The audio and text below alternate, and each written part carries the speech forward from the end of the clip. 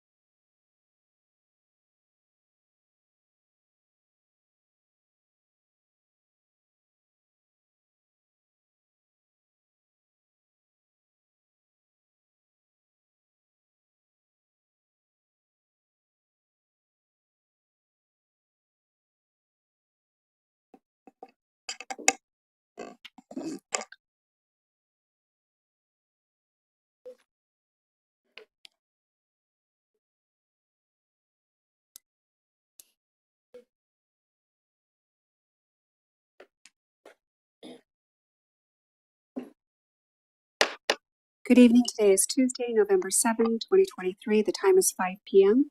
The regular meeting of the following will come to order.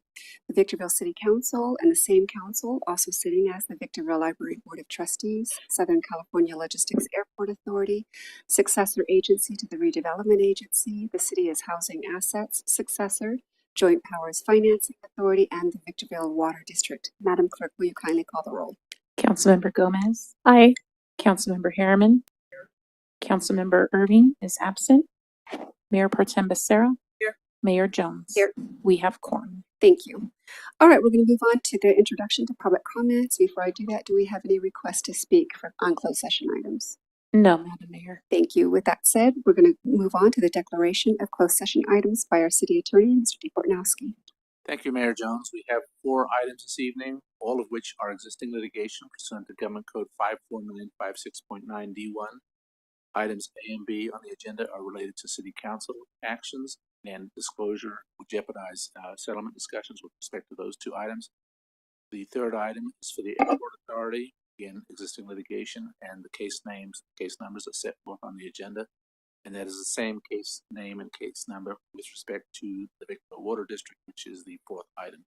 To the extent there is reportable action, we will report it at the close of the closed session or the commencement of the regular 6 o'clock session. All right, thank you, Mr. DePortnowski. With that said, we're going to move into recess for a closed session. We'll resume open session at 6 p.m.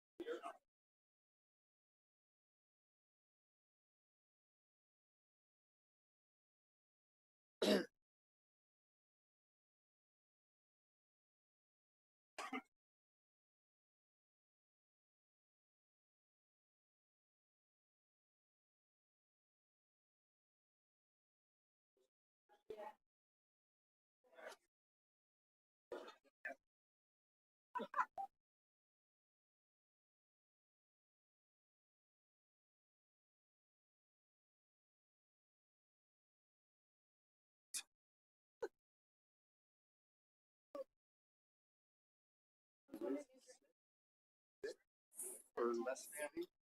Sorry.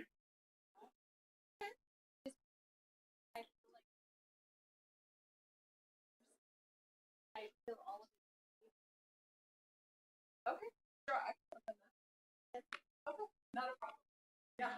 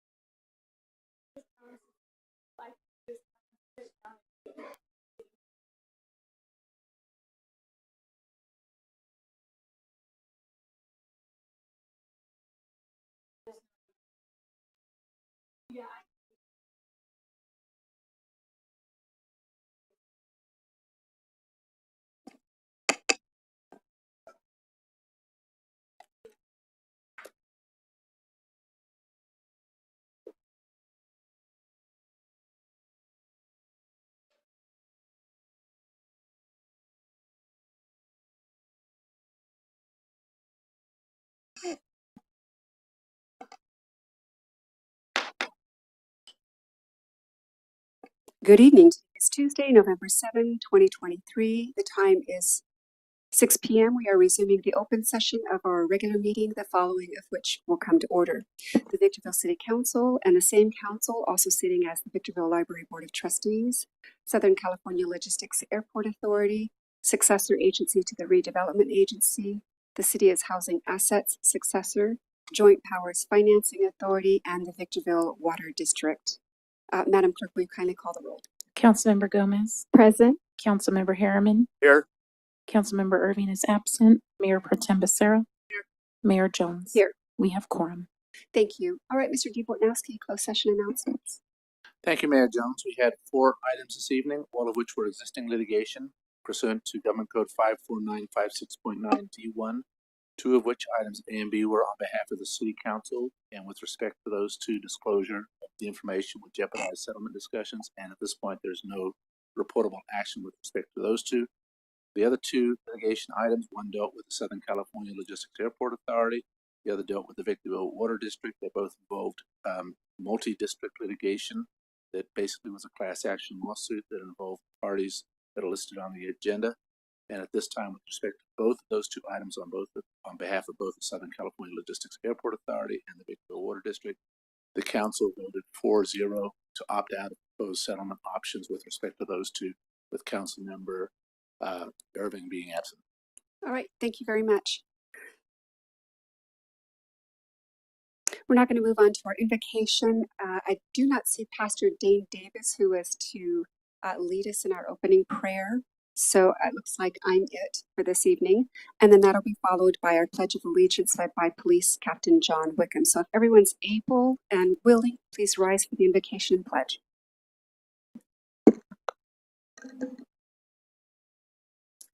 Father in heaven, we come before you with gratefulness in our heart, knowing that we can come to you anytime we wish. And whenever there's 2 or more gathered in your name, you are with us. We pray, Lord, that you would watch over our city, that you would bless our city, that you would help us to make decisions that are wise and sound and good, not only for our residents and our community today, but those things that will prove fruitful over the next 10, 15, 20 years and beyond. We pray, Father, that we will come together and knit ourselves together, our hearts together, bind us together closer and closer as a community. And we ask that you would be with us as we make important decisions tonight, and that you would guide our hearts and our minds in the mighty name of Jesus. Amen.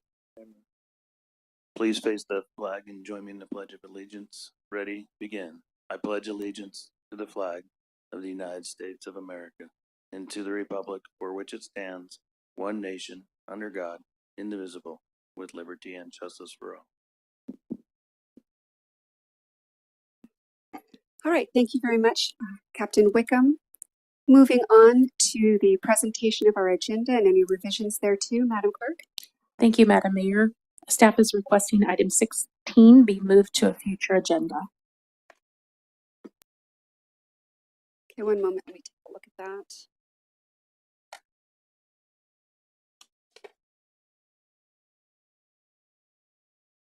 Thank you. And Mr. DeBortnowski, that's sufficient? Yes, that's sufficient. Staff will bring it back when they're ready to bring it back if you're willing to continue it. Perfect. All right, moving on to conflict of interest declarations. Any council members? Hearing, seeing none, we're going to move on to our introduction to public comments. Before I do that, Madam Clerk, do we have any requests to speak? Yes, Madam Mayor. Thank you. Well, everyone, good evening. Welcome to tonight's meeting of the Victorville City Council. Your City Council is interested in your ideas and opinions and furthermore endeavors to incorporate them into its deliberations. At the same time, the Council must be able to carry out its business in an organized and efficient manner, free from material disruption. Therefore, this meeting will be administered in accordance with the Council's established policies and procedures and Government Codes sections 54957.9 and .95. Individuals may speak on agenda items or on issues not posted on the agenda during the public comments section, providing those issues are within the subject matter jurisdiction of the City Council. Individual speakers may address the Council once per public comment period and once per each public hearing item for up to 3 minutes. Those who desire to comment on a public hearing item may wish to reserve their remarks until that particular public hearing has been opened. All testimony is to be directed solely to the Council. Although open meeting laws do not permit Council members to engage in dialogue with any speaker during the public comment periods, please know your comments and questions may be taken into consideration by Council members when discussing that particular agenda item. The presiding officer may briefly respond or have staff respond to statements or questions, or may request that the staff report back to the Council at a subsequent meeting. Speakers are requested to comment as briefly as the subject permits. Individual Council members who speak as a member of the public do so without the semblance or presumption of authority derived from his or her public office and are subject to the same meeting rules of conduct and decorum as other public participants. Once comments are invited, the speaker will be called on by name, then recognized by the presiding officer. The speaker will state the item number or numbers that will be addressed, or that the subject is a non-agendized matter. Audience members may not disrupt, disturb, or otherwise impede the orderly conduct of this meeting, and those who do are subject to removal from the meeting pursuant to Penal Code 403. Your understanding and cooperation are appreciated. With that, Madam Clerk, may we have our first speaker? Our first speaker is Deanne Hudgens on a non-agendized item. Thank you.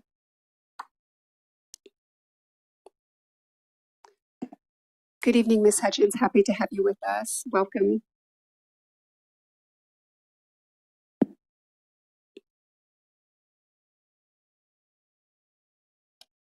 Good evening.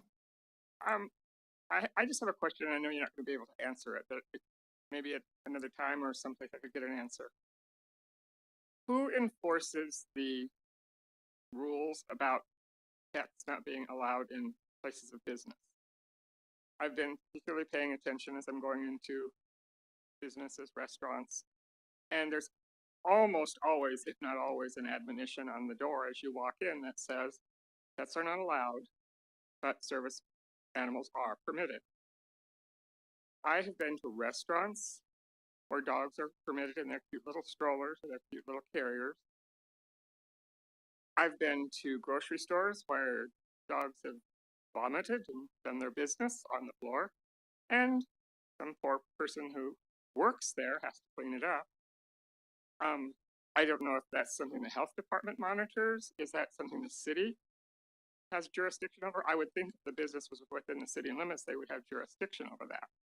But I just feel that, I mean, I'm offended. I don't want to put my purse or somebody's dog has sat or my produce in the cart where I don't know what the dog may or may not have. And it doesn't seem that the people in the businesses do anything to monitor that or to enforce that. I have asked numerous times. I have even written to Walmart.com about non-service animals being permitted, and nobody questions it. Nobody questions it.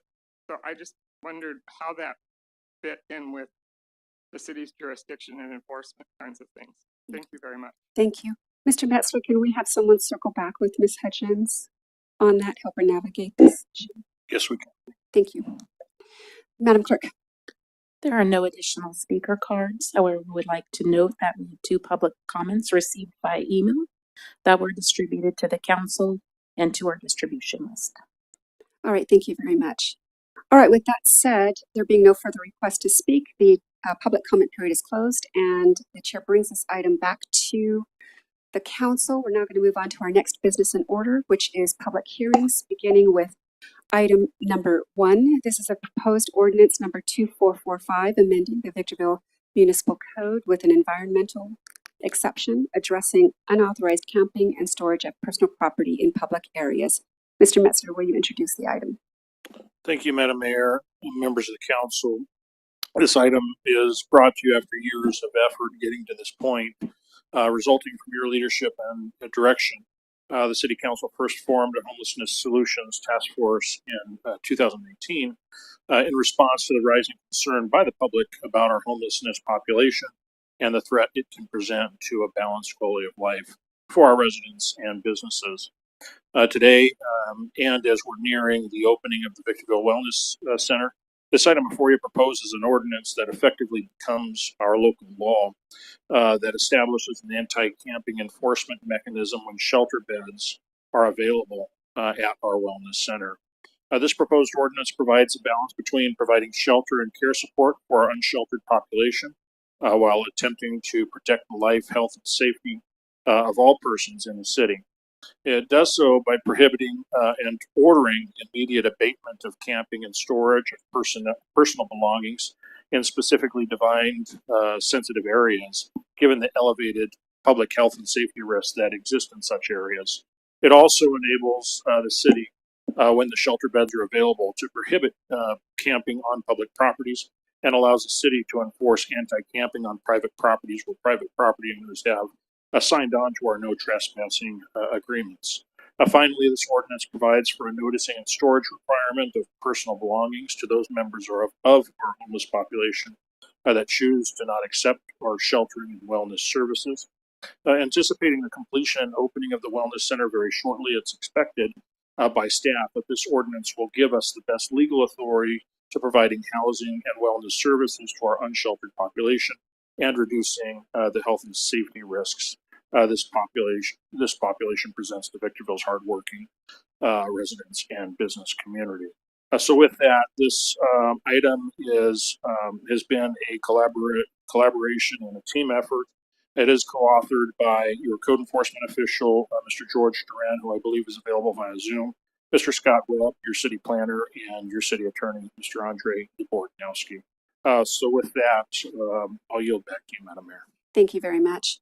All right, Madam Clerk, the recommendation, please.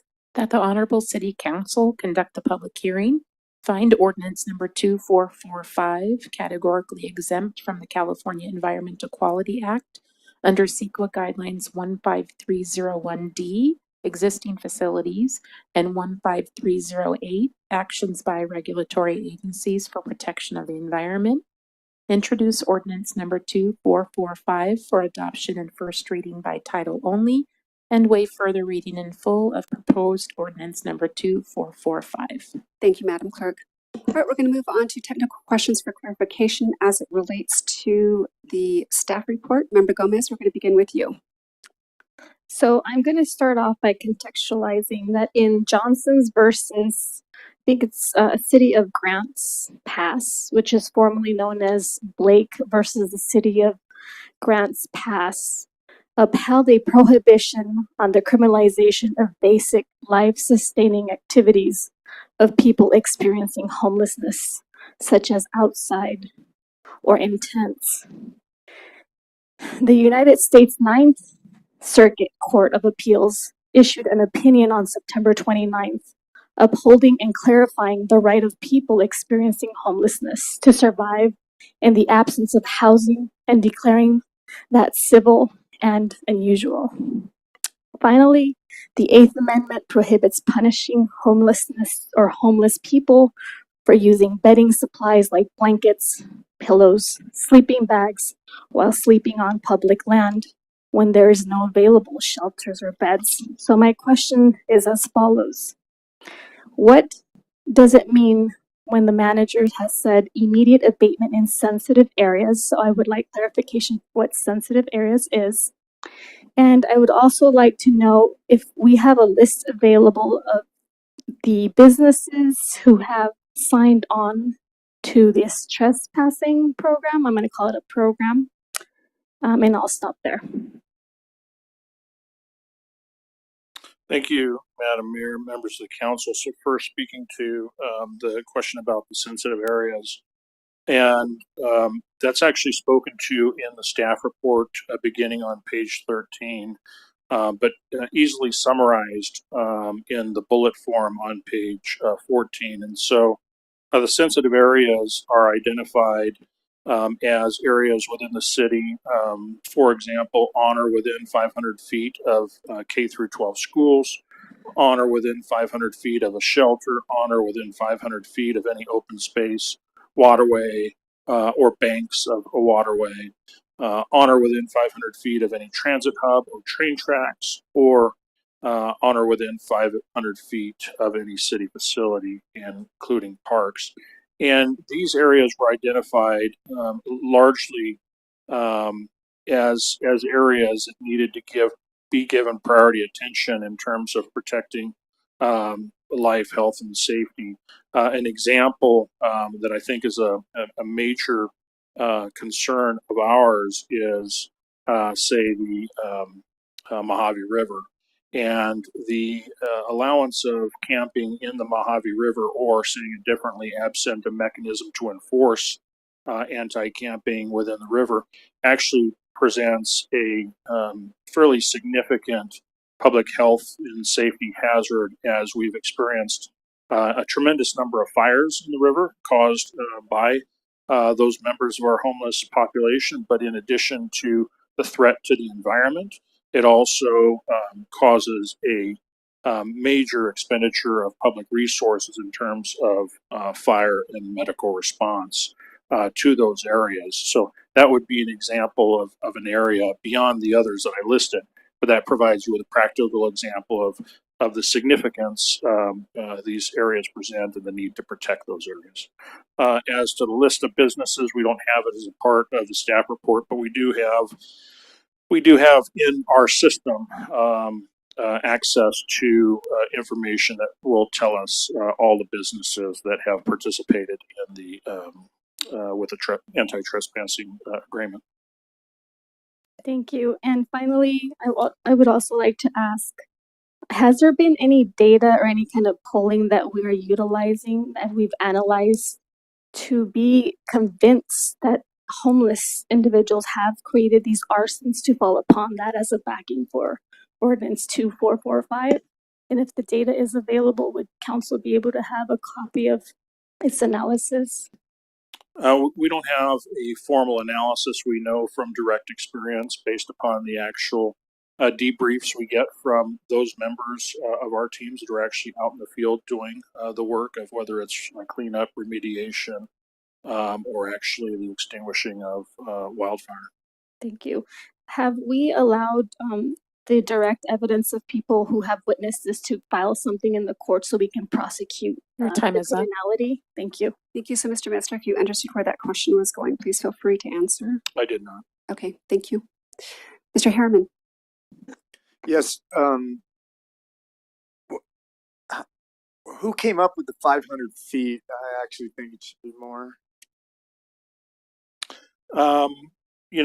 I don't know. Maybe that's a question either for Scott or George or even Andre, who were the ones that led the teams basically to establish this ordinance.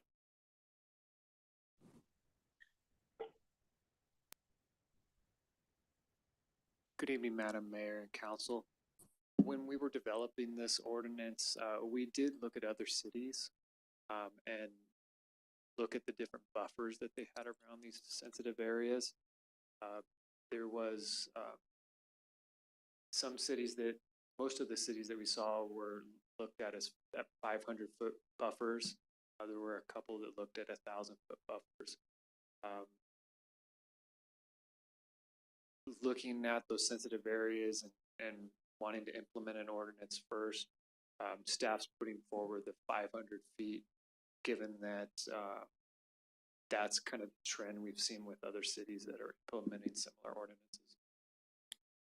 If it helps, Madam Mayor, for Councilmember Harriman's benefit, and also that of yours and the public's, we do have a map prepared to be queued up so that you can actually see what the sensitive areas look like throughout the city. So if I might, there we go. Also, to answer Mr. Harriman's question, 500 feet is typically a pretty standard, deemed reasonable type distance. It's been used in the FPPC for things like conflicts of interest, things like that. It's a pretty standard and previously deemed reasonable by a lot of courts in terms of an appropriate distance for a project like this. Is that challengeable? Yeah. Yes. Anything's challengeable, yes, but other courts seem to have adopted the 500 feet, and that seems to be, I think a court would find that very reasonable. Okay, thank you. Mayor Pro Tem. Mr. Metzler, page 13 on to page 14, I see everything listed. Why can't we add any businesses that are currently occupied or for the public, or you can't go anywhere, gas stations, grocery stores, with 4 or 5 people from your car all the way to the door asking you for money, and when you say no, they get upset. So why can't we make it, why do we have to wait to call, to busy on another 911 call just to get them out of a parking lot to leave people alone? Thank you, Madam Mayor, members of the council. I think there's really two elements to that question, and the first element being the homelessness related element, which is what this item deals with. I think there's another part of your question that has more to do with panhandling, which this item doesn't speak to, but they do bear a relationship. But focusing on the homelessness related element, and that's why we caveat one of the pathways in this ordinance as to those private property owners that have actually entered into a no trespassing agreement with us, because private property owners have personal privacy rights. It very well could be that they're more inclined to actually there's a possibility where they don't necessarily want to see enforcement and have no issue with it. I think it's rare, but we basically have to rely on their asking for us to enforce basically the no trespassing component, because it's the private property owner's right to decide who can access their property and who cannot. So there is that element where we can still enforce if the private property owner effectively gives us the consent. As to the no trespassing, I think similarly, it really comes down to whether or not the property owner is going to allow for that to occur at first. Can get enforced by them. Certainly, we can step in and help if a property owner is basically asked somebody to leave because they're panhandling. We could then act based on a trespassing violation to have that individual removed. But in both of those cases, it does require property owner actually giving us consent to act on either of those two types of scenarios. Thank you very much. So no further questions. Thank you. All right, just one question, if I may. So, Mr. Metzler, in the section under definitions and the subsection under sensitive area, on point one, it talks about one of those sensitive areas being on or within 500 feet of a school that offers instruction, etc. May I be assured that for purposes of this, a school is a school as defined by California Education Code? We're distinguishing it as schools, so we would interpret it as any school that is under the education code's authority. So that'd be public, private, And non-public? and non-public. Yeah. All right, thank you very much. That's all I have. All right, with that said, I'm going to go ahead and open the public hearing to receive public testimony. Madam Clerk, do we have any requests? No, Madam Mayor. Thank you. With that said, the chair closes the public hearing. And we're now going to move on to the next part of this, which is reading the title of the ordinance. Madam Clerk. An ordinance of the City Council of the City of Victorville amending in part Chapter 13.27 of the Victorville Municipal Code regarding the regulation of camping or storage of personal property in public areas. All right, thank you. At this time, the chair is going to invite a motion from the council. Move to approve staff recommendation. Move to adopt. Move to adopt. We have a first, excuse me, and this is as to points 2 and 4.1 having already been dispensed with. So is that amenable to you, Member Harriman? Yes. Thank you. Is there a second? Second. We have a first and a second. Discussion on the pending motion. Member Harriman? I have. Okay. Madam Mayor- Chair, Madam, just for clarification, that's for points 2, 3, and 4? 2 through 4. Okay, 2 through 4. Thank you. Mayor Pro Tem? No question. Thank you. Member Gomez, any comments on the pending motion? Yes, absolutely. I really do believe that the city with this ordinance is really infringing upon humanity's choice in terms of public lands. And I think we've overstepped our boundaries with this because it really provides discretion and there's no oversight board into what some individuals may face as excessive. And when we target individuals who may not have a voice or have mental illnesses, I don't think the way to do it is this particular form of ordinance 2445. That's it. Thank you. Thank you, Member Gomez. Right, just a quick comment or two, because I don't want to leave our audience with any impression whatsoever that the city and or the council or any members of city staff is targeting anyone in our community. I'm of the personal belief, and I believe that most of our council is, that this city goes above and beyond in trying to take care of our most vulnerable in our community. That most certainly relates to the homelessness folks. That's why we have a homelessness solutions task force. We're getting ready to open our wellness center, recuperative care center. We have an interim shelter that also provides beds. So, and we're constantly out speaking with individuals in our community that have either fallen on hard times or they just have difficulties in life. So I think that this, in my view, strikes the proper balance between compassion for our vulnerable community and yet making sure that we're doing the right things by the rest of our businesses and citizens in this community. With that said, I'm going to close the discussion period, and Madam Clerk, will you please take the vote? Councilmember Gomez? No. Councilmember Harriman? Yes. Mayor Pro Tem Becerra? Yes. Mayor Jones? Aye. Motion passes with Councilmember Gomez voting no and Councilmember Irving being absent. Thank you. So the council has taken action to adopt staff's recommendation as presented on the agenda. Now going to move on to item number 2. This is the pressure reducing valve at Mojave Drive and Amethyst Road. Notice of exemption and award of construction contract. Mr. Metzler. Thank you, Madam Mayor and members of the council. This item involves a capital improvement, as you mentioned, a 12-inch pressure reducing valve at the Mojave Drive and Amethyst Road location. And effectively what this item is doing is it allows the connection between two differing pressure zones. And because the two differing pressure zones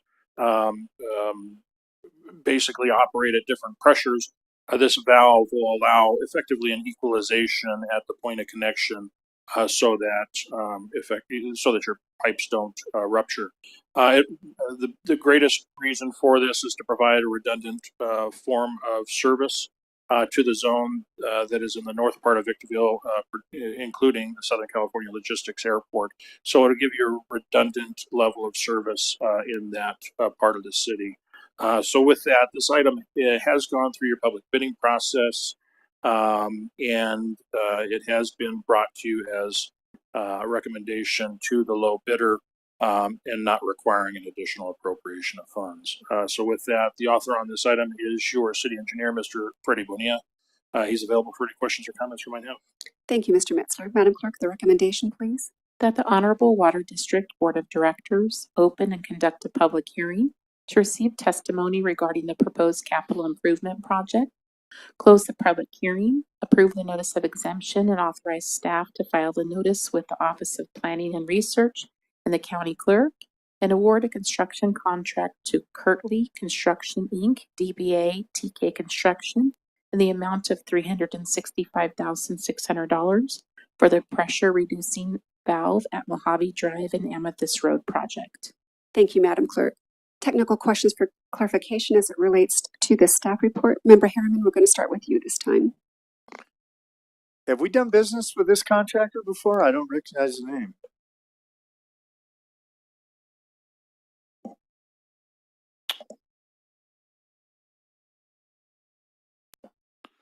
Bear with me. Currently, I don't, doing business as TK Construction. I don't recognize them, but I'm not the best measure to determine whether we've done business with this company or not.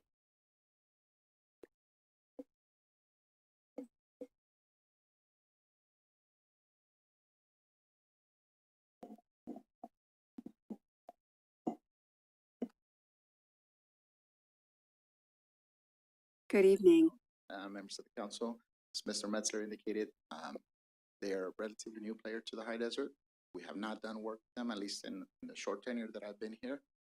But they do have the appropriate license. They were the lowest responsive and responsible bidder. We look forward to being able to construct this reasonable time period. That's all I have. Thank you. Thank you, Member Harriman. Mayor Pro Tem. Nothing. Thank you. Member Gomez. Yes. What triggered the redundancy of an equalizer valve, so to speak? Earlier this year, during a routine exercise, our water staff went out and just turned some valves. Unfortunately, that valve was about 15 years old, and during the routine operations, it was actually stuck in the off position, and our SCLA airport was actually out of water for about 8 hours until we were able to get it back in operation. So this will allow a second feed into SCLA, so that in the event if something happens in one-way feed right now, we can feed it from a different pressure zone. Thank you. And how long has this project been part of the CIP, or was it just altered recently because of what was found? Exactly. It was determined to be a need, incorporated to this fiscal year's operating budget. Thank you. No further questions. Thank you, Member Gomez. The chair has no questions and opens the public hearing to receive public testimony. Madam Clerk, any requests? No, Madam Mayor. Thank you. With that said, the chair closes the public hearing and invites a motion from the Victorville Water District Board of Directors. Motion to adopt staff's recommendation. Thank you. Thank you. And my apologies to my colleagues. That's as to points 3 and 4, as we've dispensed with points 1 and 2. Is that amenable to you both? Yes. Thank you. Thank you. All right. So we have a first and a second. We're going to take discussion on the pending motion. Mayor Pro Tem. No discussion. Thank you. Member Harriman. I have none. Thank you, Member Gomez. None at the moment. You're welcome. Thank you. And the chair has none. Discussion period is closed. Madam Clerk, the vote, please. Councilmember Gomez. Aye. Councilmember Harriman. Yes. Mayor Pro Tem Becerra. Yes. Mayor Jones. Aye. Motion passes with Councilmember Irving being absent. Thank you. So we have adopted the recommendation as set forth on the agenda. Now we're going to go ahead and move on to our next business in order, which is our consent calendar items 3 through 14. I had a couple that I wanted to pull for questions. 12, 13, 14. As to I, Madam Mayor, just a question.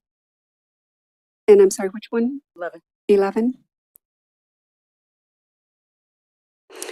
Okay, go ahead, Member Gomez, starting with item number 12. I Again, was- these are very brief questions for clarification. I was wondering if items 12, 13, and 14 had to do with cannabis grows. Yes, the answer to that is yes. These are all cannabis grows that have been previously presented to the council. Thank you. I have no further questions. Thank you. And Mayor Pro Tem, item 11. I would just like to give Mr. Metzler and the fire chief congratulations for their 2,105 calls that came in September.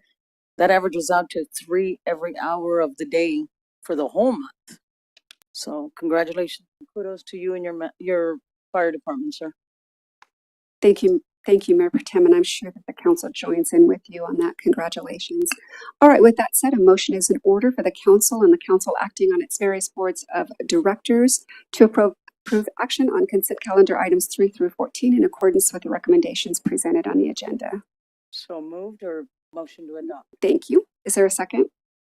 We have a first and a second. Madam Clerk, vote please. Councilmember Gomez, Yes, with the exceptions of 12, 13, and 14, it's no. Councilmember Harriman, Yes to all. Mayor Pro Tem Becerra, Yes to all. Mayor Jones. Aye. Motion passes with Councilmember Gomez voting no on items 12 through 14 and Councilmember Irving being absent. All right, thank you very much. So the council acting as the council and on its various boards of directors has taken action in accordance with the recommendations set forth on the agenda. We're now going to move on to our next order in business, which is written communications, beginning with item number 15. This is our fentanyl presentation. Mr. Metzler. Thank you, Madam Mayor and members of the council. This last June, the city council asked that we bring back an item that would consider the development of a fentanyl awareness and education program. And the motivation for this, I believe, as it was requested by Councilmember Harriman, was a presentation that we both observed earlier that month in June. Involving another city where they had effectively rolled out a campaign to try to promote increased awareness about the concerns of fentanyl, the effects of fentanyl. And so with that, this council had actually asked us to look into the matter and determine if appropriate for us to put something together. We certainly admitted internally amongst ourselves that this is not a space that we're experts in. So it certainly required some education on our part. But that being said, because it's becoming such a big issue for many agencies, we did actually research and meet with a number of public entities and organizations, private, to determine what's being done, because we at least believed if we were going to involve ourselves in this space, that we didn't necessarily want to duplicate any services. And thankfully, as we met representative from the Institute for Public Strategies, Ms. Carolina Gabaldon, we learned that there is a pretty meaningful, helpful effort already underway. And so with that, we had a brief presentation. Ms. Carolina is here at the podium to provide you a little about her organization, what they already do. That way the council can be a little bit more informed about what is currently available. And if the council wants to choose a role to involve itself in this space, at least we'll have a little bit more information to determine perhaps where we could fit in. So with that, I'll yield back to you, Madam Mayor. Thank you, Mr. Metzler. Member Harriman, this item was requested by you. Did you want to introduce it further, or do you want to go ahead? We can just move forward. I'm excited to see it. All right, thank you very much. Well, Ms. Carolina, welcome to our meeting. We're excited to hear and see what you have for us. All right, thank you very much. As Mr. Metzler mentioned, my name is Carolina Gabaldon. I am the program manager for the Institute for Public Strategies serving the High Desert region. And essentially what this project is about, there's many different substance use prevention programs that we do implement, but this specific one is related to the interests of Councilmember Harriman. So this project is called the High Desert Fentanyl Prevention Project. It's a collaboration between our organization, the High Desert Community Coalition, which we also facilitate, And then we do these services under a county contract that is, our funders are through the San Bernardino County Department of Behavioral Health, the Substance Use Disorders and Recovery Services Program. And that is what we are funded to do, is to provide primary prevention services across this region to address issues such as these. So just to give you a little bit of background on who we are as experts in the field of substance use prevention, we use a community transformation model called the ACT model, which is approach to community transformation. And there are 5 different components that we use to inform our strategies and solutions to these issues in the community. So I'm not going to touch base on every single one of them. However, I am going to list them so that you can see which components are the most important to us to create change in our community. So the first one is data and research. We also use community organizing to mobilize communities to create this change. We use media advocacy and as a means to inform the public, conduct outreach, as well as send positive prevention messaging throughout the community. The next 2 elements involve policy and systems change, where we work hand in hand alongside other organizations and work with community members to implement these changes to affect change in our community. And then we also work on efforts for sustainability to conduct community assessments to see how well our programs are working, and to evaluate them and modify them and make sure that the laws and policies that we put in place to protect the health and safety of our community are working as they were intended. So this is our High Desert team, which includes myself, a community organizer, and a prevention specialist. And our efforts are for this specific project to address the fentanyl crisis here in the High Desert region. So I'm not going to educate you guys about fentanyl, but I do want to give you some brief things that we do need to know about fentanyl, some of the key components that we regularly hear through media messaging. And this is that fentanyl is one of the strongest opioid drugs that is out there. It's 100 times more potent than morphine and 50 times more potent than heroin. This particular excerpt that you're seeing in your slide is a component of our fact sheet that we disseminate regularly throughout the community to raise awareness about the dangers and harms of fentanyl use. So we can learn here that what we're seeing on the streets is fentanyl-laced drugs that mimic other prescription drugs like oxycodone, Xanax, Adderall, etc. And our primary concern is that it's not easy to tell these pills apart from each other if you're just a member of the general public. So the rising trends in fentanyl use, it captured the attention of San Bernardino County, and in 2021, the impact of this drug exceeded all our expectations related to it.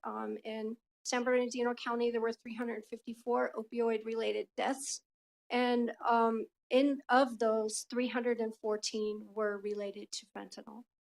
So these statistics are alarming. They're telling us that fentanyl is a primary cause of these opioid deaths, and because of this issue, San Bernardino County had issued a health advisory in October of last year to bring attention to the dangers of fentanyl due to the significant increase that we're seeing in overdose deaths countywide. So the county launched a campaign called Fentanyl Doesn't Care, But We Do, to get the facts and address this through a fentanyl awareness initiative. So as contracted providers underneath San Bernardino County Department of Public Health, we aim to promote this campaign here in the High Desert, and we're actively doing that as we speak through our efforts, through our organizational efforts, as well as through coalition activities with the High Desert Community Coalition. So this is just a chart directly from the California Opioid Surveillance Dashboard that confirms the rates that I had mentioned. That in 2021, our total deaths related to fentanyl were 314 in the county. So these numbers are changing.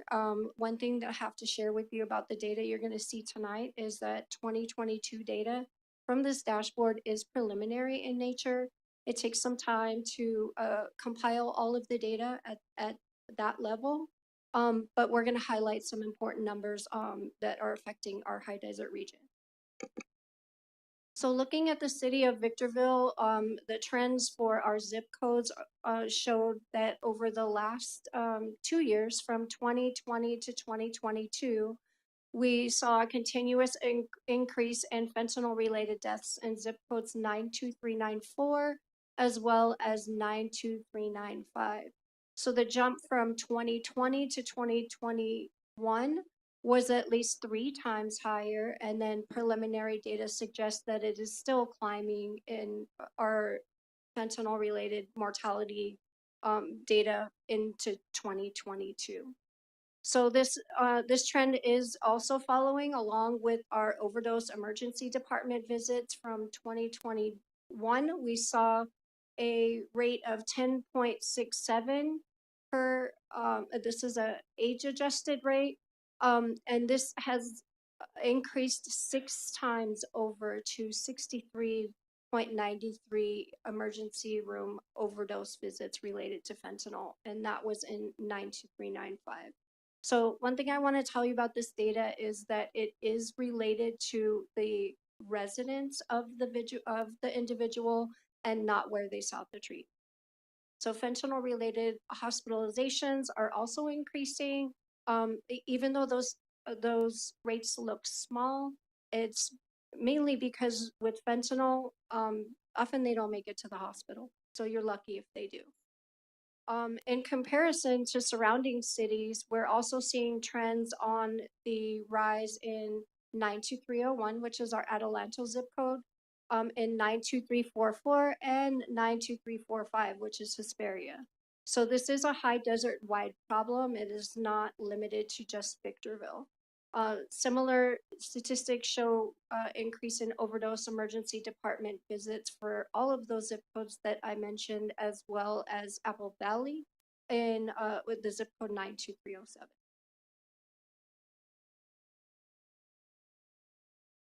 So this chart here, this more represents any opioid-related deaths. So as we know, fentanyl is just one form of opioids that can result in mortality as well as emergency department visits and hospitalizations. But what we're most concerned about is the mixing of fentanyl with other illicit drugs. So that includes it includes methamphetamines, it includes other opioids, and other means of transferring to the person through other substance use.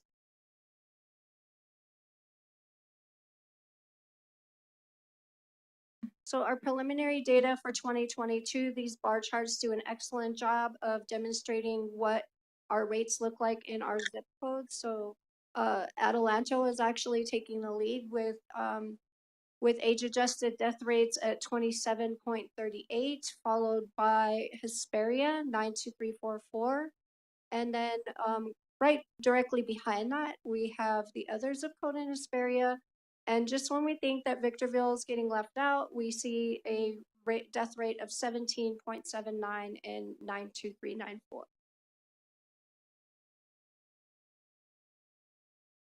So this begs us to investigate a little bit more about who this is affecting as our population. So looking at the rates from 2022, the preliminary data, what we're seeing here and the chart on the left is it's impacting Native American, Hispanic, Black, and Asian Pacific Islander people at higher rates than they are for Caucasians, indicating that in BIPOC communities, these fentanyl overdose deaths are a primary concern in our vulnerable ethnic communities. And then when we look at these rates by age, what we're primarily seeing is that in 30 to 34-year-olds, we're seeing higher rates, but what I want you to pay more attention to are the rates to the left. If I didn't include a comparison chart for this from 2021 to 2022, but the rates for those under the age of 30 are increasing in the 15 to 19-year-old groups, as well as 20 to 24 and 25 to 29.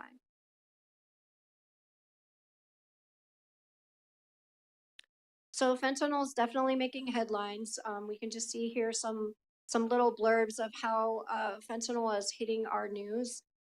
With teen fentanyl overdoses, memorials being held due to fentanyl overdoses in the community, as well as illegal fentanyl drug seizures across Southern California. So more recently, law enforcement data here, looking at how this is affecting us in our community, looking at our countywide overdose response team callouts, we're seeing that in 2021 to 2022, there was a slight increase in overdose response team data. And then the 2023 data that you see here, it does look slightly smaller, but remember the year is not over. And these results are preliminary. They could change with the final data set. Now, as this relates to Victorville, we're seeing slight increases in 2022. And with the rate that we're seeing now here in October for 2023, it could very well equal the rate that was in 2022 or go even higher. So looking at all of this information, and looking at the news stories that we're seeing, we do know that fentanyl is impacting the high desert.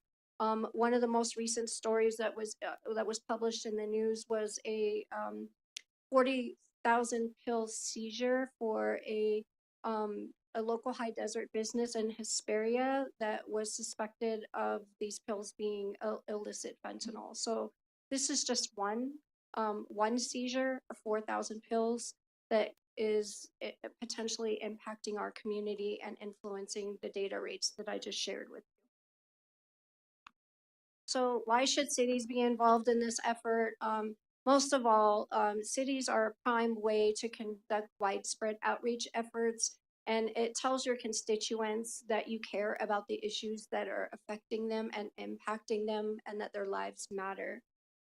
With cities being involved, it also helps to increase that access to fentanyl education and Narcan by sharing the events that are currently happening within organizations in your city.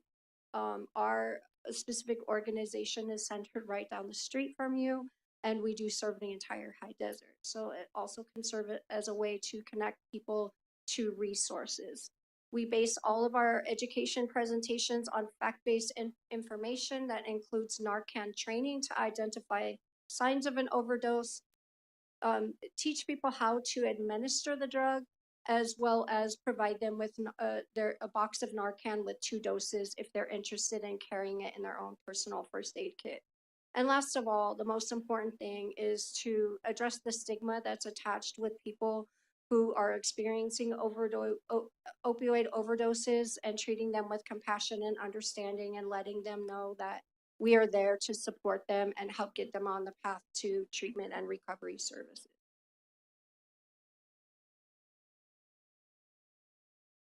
So in rising to this challenge, we can examine ways together to increase outreach to raise awareness and provide fentanyl education, involving city leaders and individuals, businesses, and organizations, as well as developing and utilizing partnerships that we currently have, as well as partnerships that the city may have, can help bridge the gap between needs and resources for our vulnerable populations that need this service and education the most.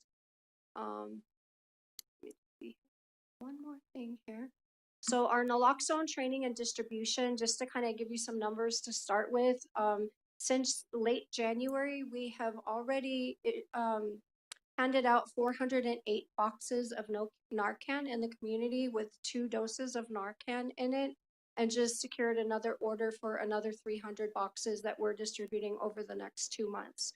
So our efforts with these numbers that we have to show what we're doing in the community, they could only increase with the support of the city to help us raise awareness about the campaigns and the work that we're already doing in the community to address this particular issue.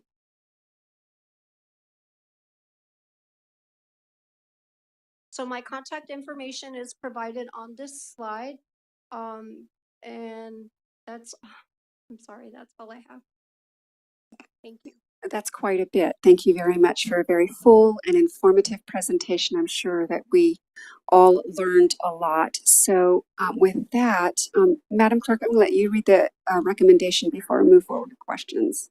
Any action is at the discretion of your honorable city council. Thank you, Madam Clerk. All right, moving on to questions for clarification as to the staff report or the presentation that we've heard this evening.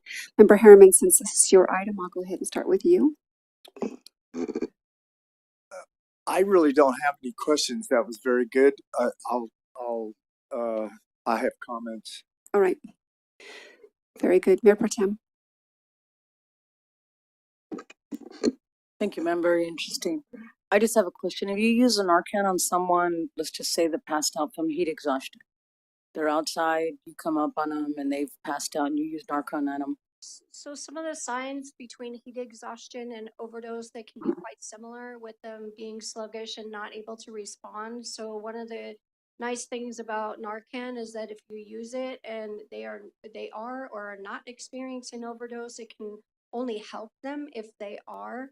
One of the order of recommendation is that when you identify that someone is unconscious and non-responsive, you immediately administer the Narcan and call 911 right away, because sometimes there can be a delay in the response time when 911 arrives. But it's not going to hurt them in any way. What it does is work on the receptors that would block the opioid.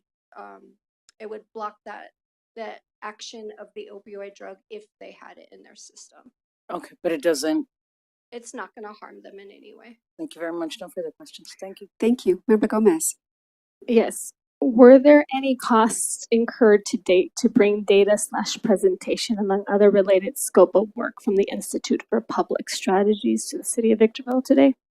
No, our organization is funded by the county to do this work. So anything that we do in collaboration with any city official, any public organization, business, any other entity, it's part of the funding that we already received from the county, and it's provided at no cost to our business partners. And how was the high desert fentanyl data collected? For example, were there surveys? What was the instrument tool? Desert fentanyl data. So are you talking specifically about mortality data or morbidity data, like hospital visits and emergency room? Your presentation, it had high desert fentanyl data, so I'm referring to the presentation, whatever that means within the presentation. So let me just share with you the steps for the mortality indicators. This data came directly from the California Surveillance Opioid Dashboard for San Bernardino County.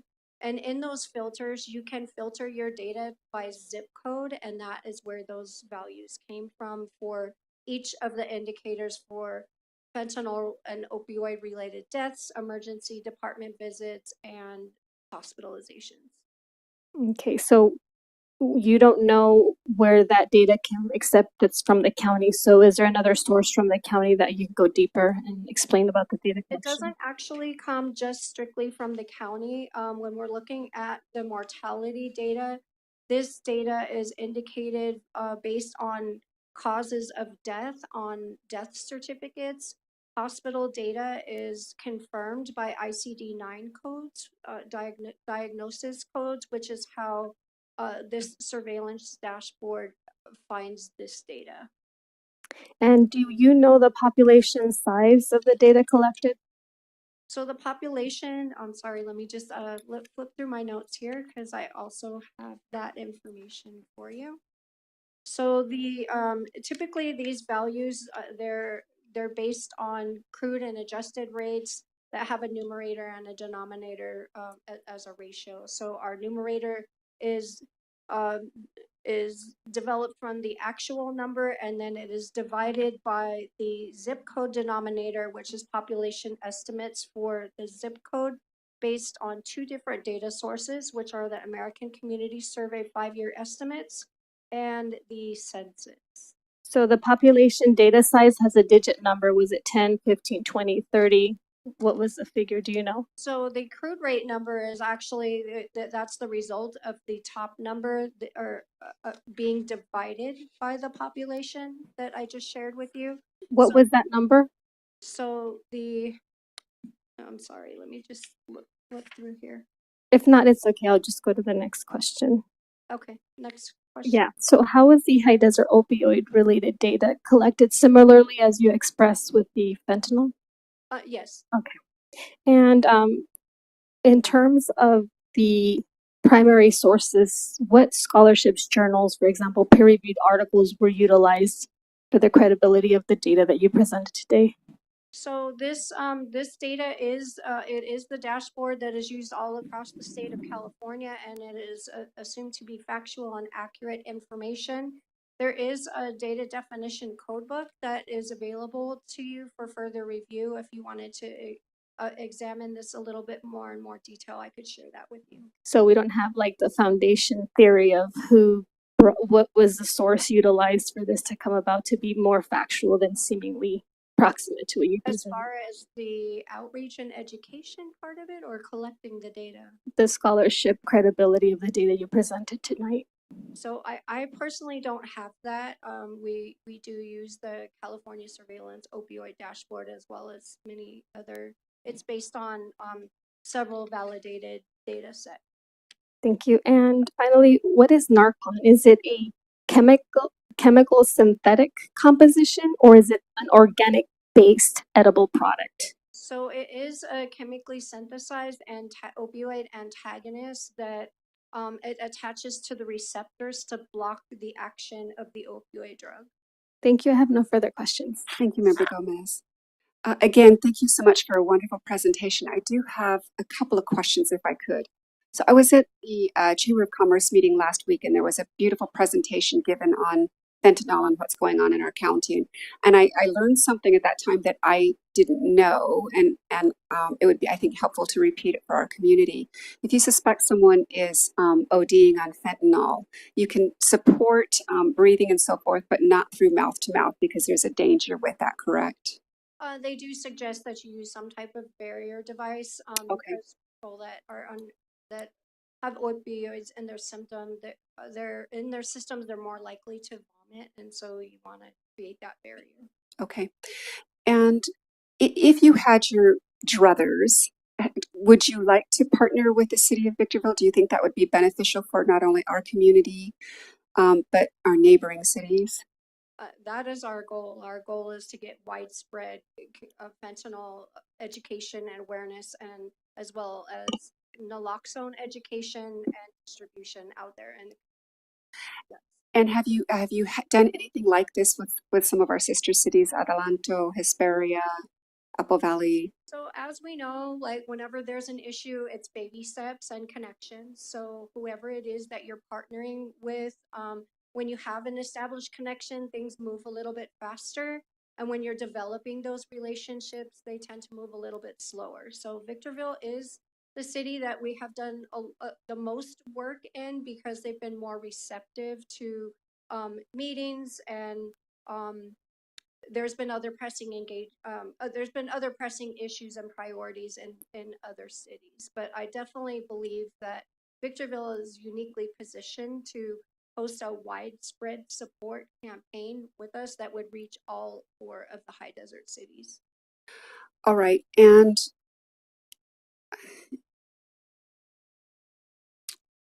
I know that the district attorney's office, I spoke with him some months ago at an event, and our district attorney spoke very highly of his team that does a lot of fentanyl awareness in our schools. Do you do any part of that, or do you partner with the DA's office?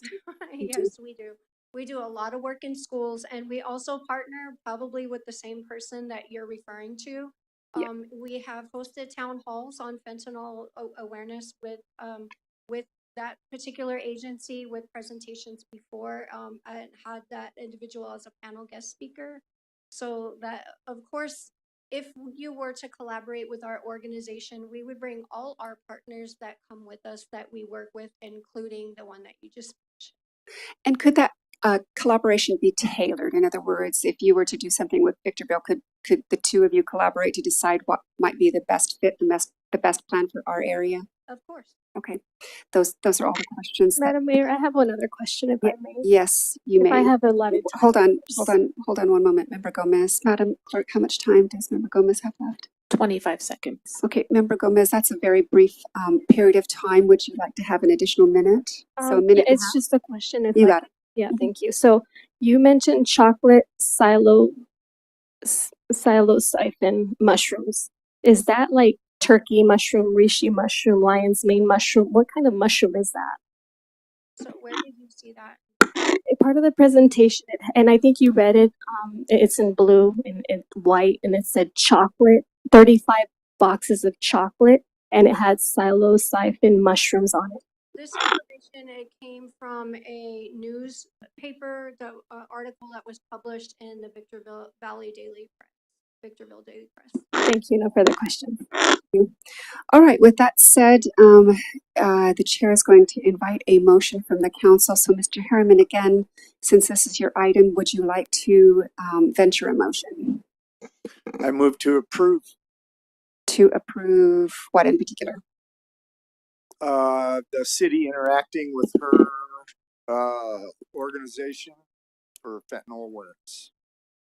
Okay. That's kind of big, but May I offer a suggestion? Would you can. be willing? All right. Would it be appropriate, Mr. Harriman, for a motion to have Ms. Carolina's organization collaborate with the city of Victorville and for those two organizations to come up with a reasonable plan and program?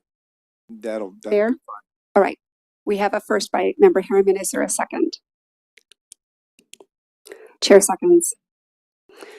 Discussion on the pending motion, Member Harriman. Well, I want to thank you for your part, Mrs. Gabaldon, and I do care. She's better at asking the same things than I am, but I do care. My wife's in the medical field, so I know a little bit about it in that sense of the word. So thank you. Thank you. Member Gomez. I'm just a little bit concerned about the time and the costs associated with pulling staff. I don't know what the rigors would be, so I'd be a little bit hesitant without having that information forefront to be able to say yes or no. So, Member Gomez, I think that's a very fair concern, and so maybe it would be appropriate then for. You know what? I'm going to amend the motion. So I offer an amendment to the language, which would then include that staff would then bring back a presentation or an offer for the council to consider going forward with, and that way we would know, Member Gomez, the costs associated. So that's my amendment. Is there a second on the amendment, the amended language? Second. Okay, Madam Clerk, the vote on the amended language. Councilmember Gomez? No. Madam Mayor, I have a question. Is it, yes, Mr. Metzler, if it does pass, I would like to make sure that the attorney and yourself look into it, that our employees are covered at 100% cost. If they approach somebody, if they try to administer something and they hurt somebody, that's my concern. My concern is the employees that, oh, he jumped on top of this guy and now his shoulder's broke. So if I might, Madam Mayor, and yes, Mr. I think I'd like to just kind of reel it in a little bit, because my takeaway based upon the original ask was that we put together an awareness campaign, but one that also contains a lot of data, I believe was the ask. And so I think, and I'm actually glad we've had the opportunity to spend the time and actually meet with Ms. Gabaldon's team, because I think they're so far ahead. Had we not met her team, we would be trying to reinvent the wheel. And I'll just be straight up. There's no way we could catch up in a reasonable time frame. So the team that I've had work with Ms. Gabaldon is the assistant to the city manager, Mr. Tony Camargo. I've also had Sue Jones, my public information officer, along with my executive assistant, Heather Barber, work with her. And I think based upon the original desire of the council, the presentation, what I'm hearing from the council right now, what we can do based upon my understanding of how the motion is framed is get with Ms. Gabaldon's team as a follow-up to this meeting and actually work towards developing some type of relationship, some type of understanding as to how we can further your program. Because it sounds like it's certainly something that's of interest to the city. We certainly believe it'll complement things that we're already doing, especially as it relates to the wellness center.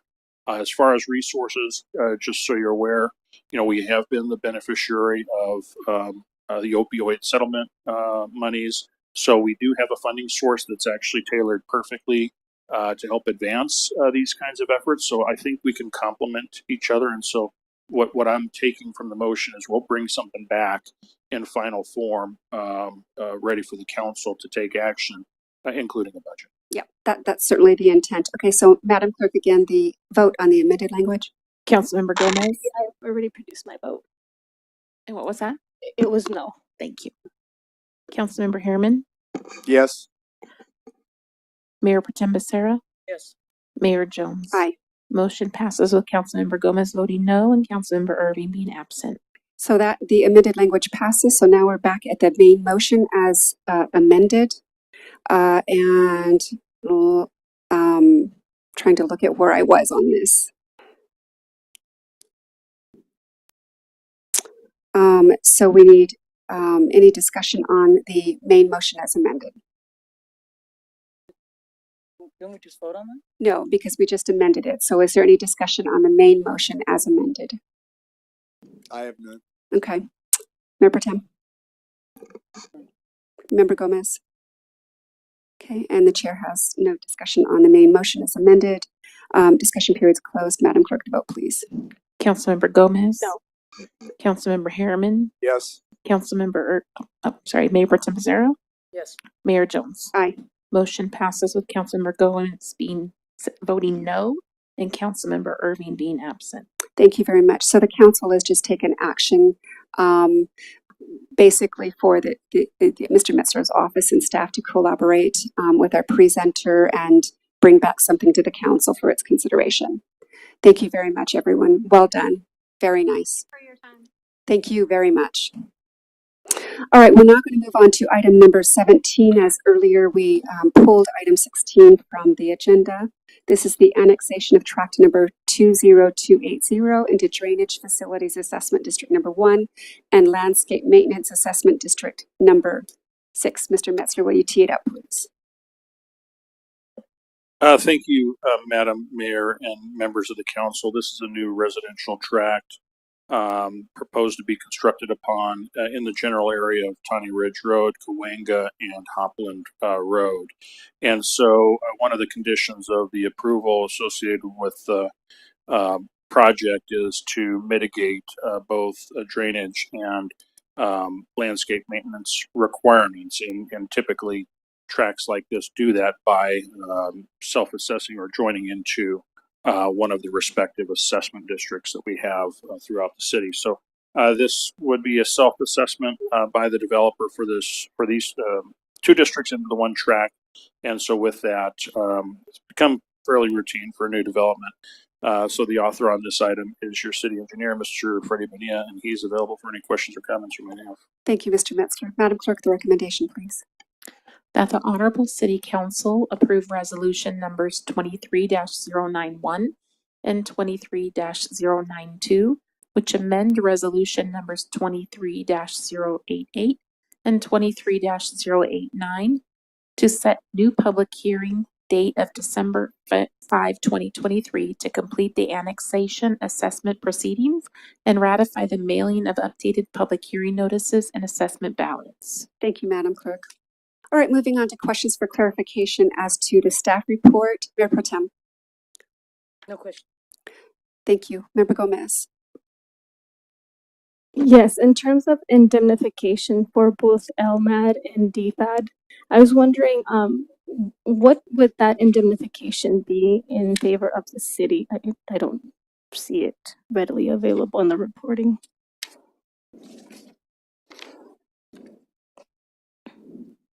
I'm sorry, just so that I can understand the context. Where are you at? So I'm in item number 17, and my question is related to the DFAD and the LMAD. And so typically with the indemnification that is provided under the recitals is not currently present. So I was wondering, what is the indemnification in favor for the city if anything were to be a part of it? I don't see that clause embedded, and that's, I know, legal terminology that protects the city. Yeah, so I am on item 17. I was meaning, and I'm sorry, we're in item 17. You're seeing it, but you're saying it's not there. So I'm not exactly sure how to answer the question. Because if it's not there, it's likely not applicable in this type of project. Okay, that's a good response. I typically see contractual bindings between city and the property owner and having some type of indemnification. It's something it's typical for me to see, but if it's not here, it's not applicable. That's the answer I'll receive. My next question.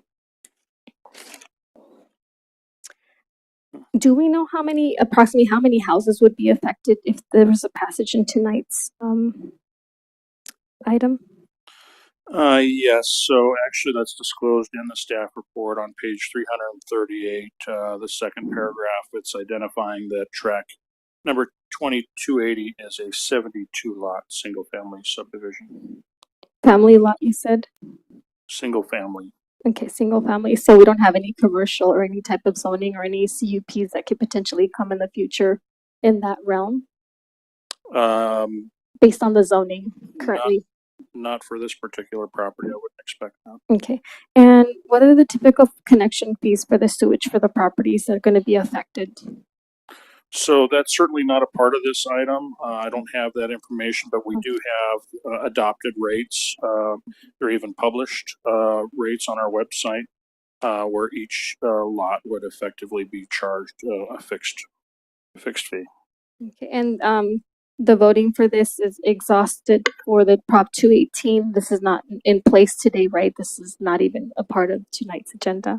That's already been had. In terms of DFAD and the LMAD being instituted tonight. That will be conducted. I think you're speaking about the actual voting, and as discussed in the staff report, that'll be brought back in December. Okay, so right now it's the primary looking at the beginnings. Is that what it is? I'm just trying to figure the trajectory of what we're looking at now. So we will be looking at DFAD 1 and LMAD in the future. Tonight is just the approval of the logistics of it. No, just as we've done this many times in the past, this is the initiation of the annexation.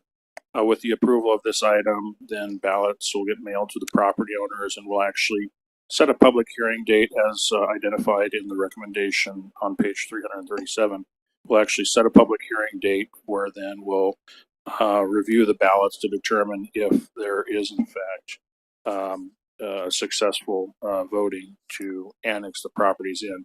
That act upon itself satisfies the Prop 218 requirement. Okay, so I'm just probably looking at it a little backwards. I wasn't sure. Your time is up. This is a resolution. Thank you. Thank you, Member Gomez. Member Harriman. None. Thank you. And the chair has no question and invites a motion from the council. I have a question. Yes, you still have time. Mr. Metzler, being that I've probably been through 10 or 15 of these, the DFAD and the LMADs, this is the landscaping on the outside. So a contractor that we have already on board can start maintenance.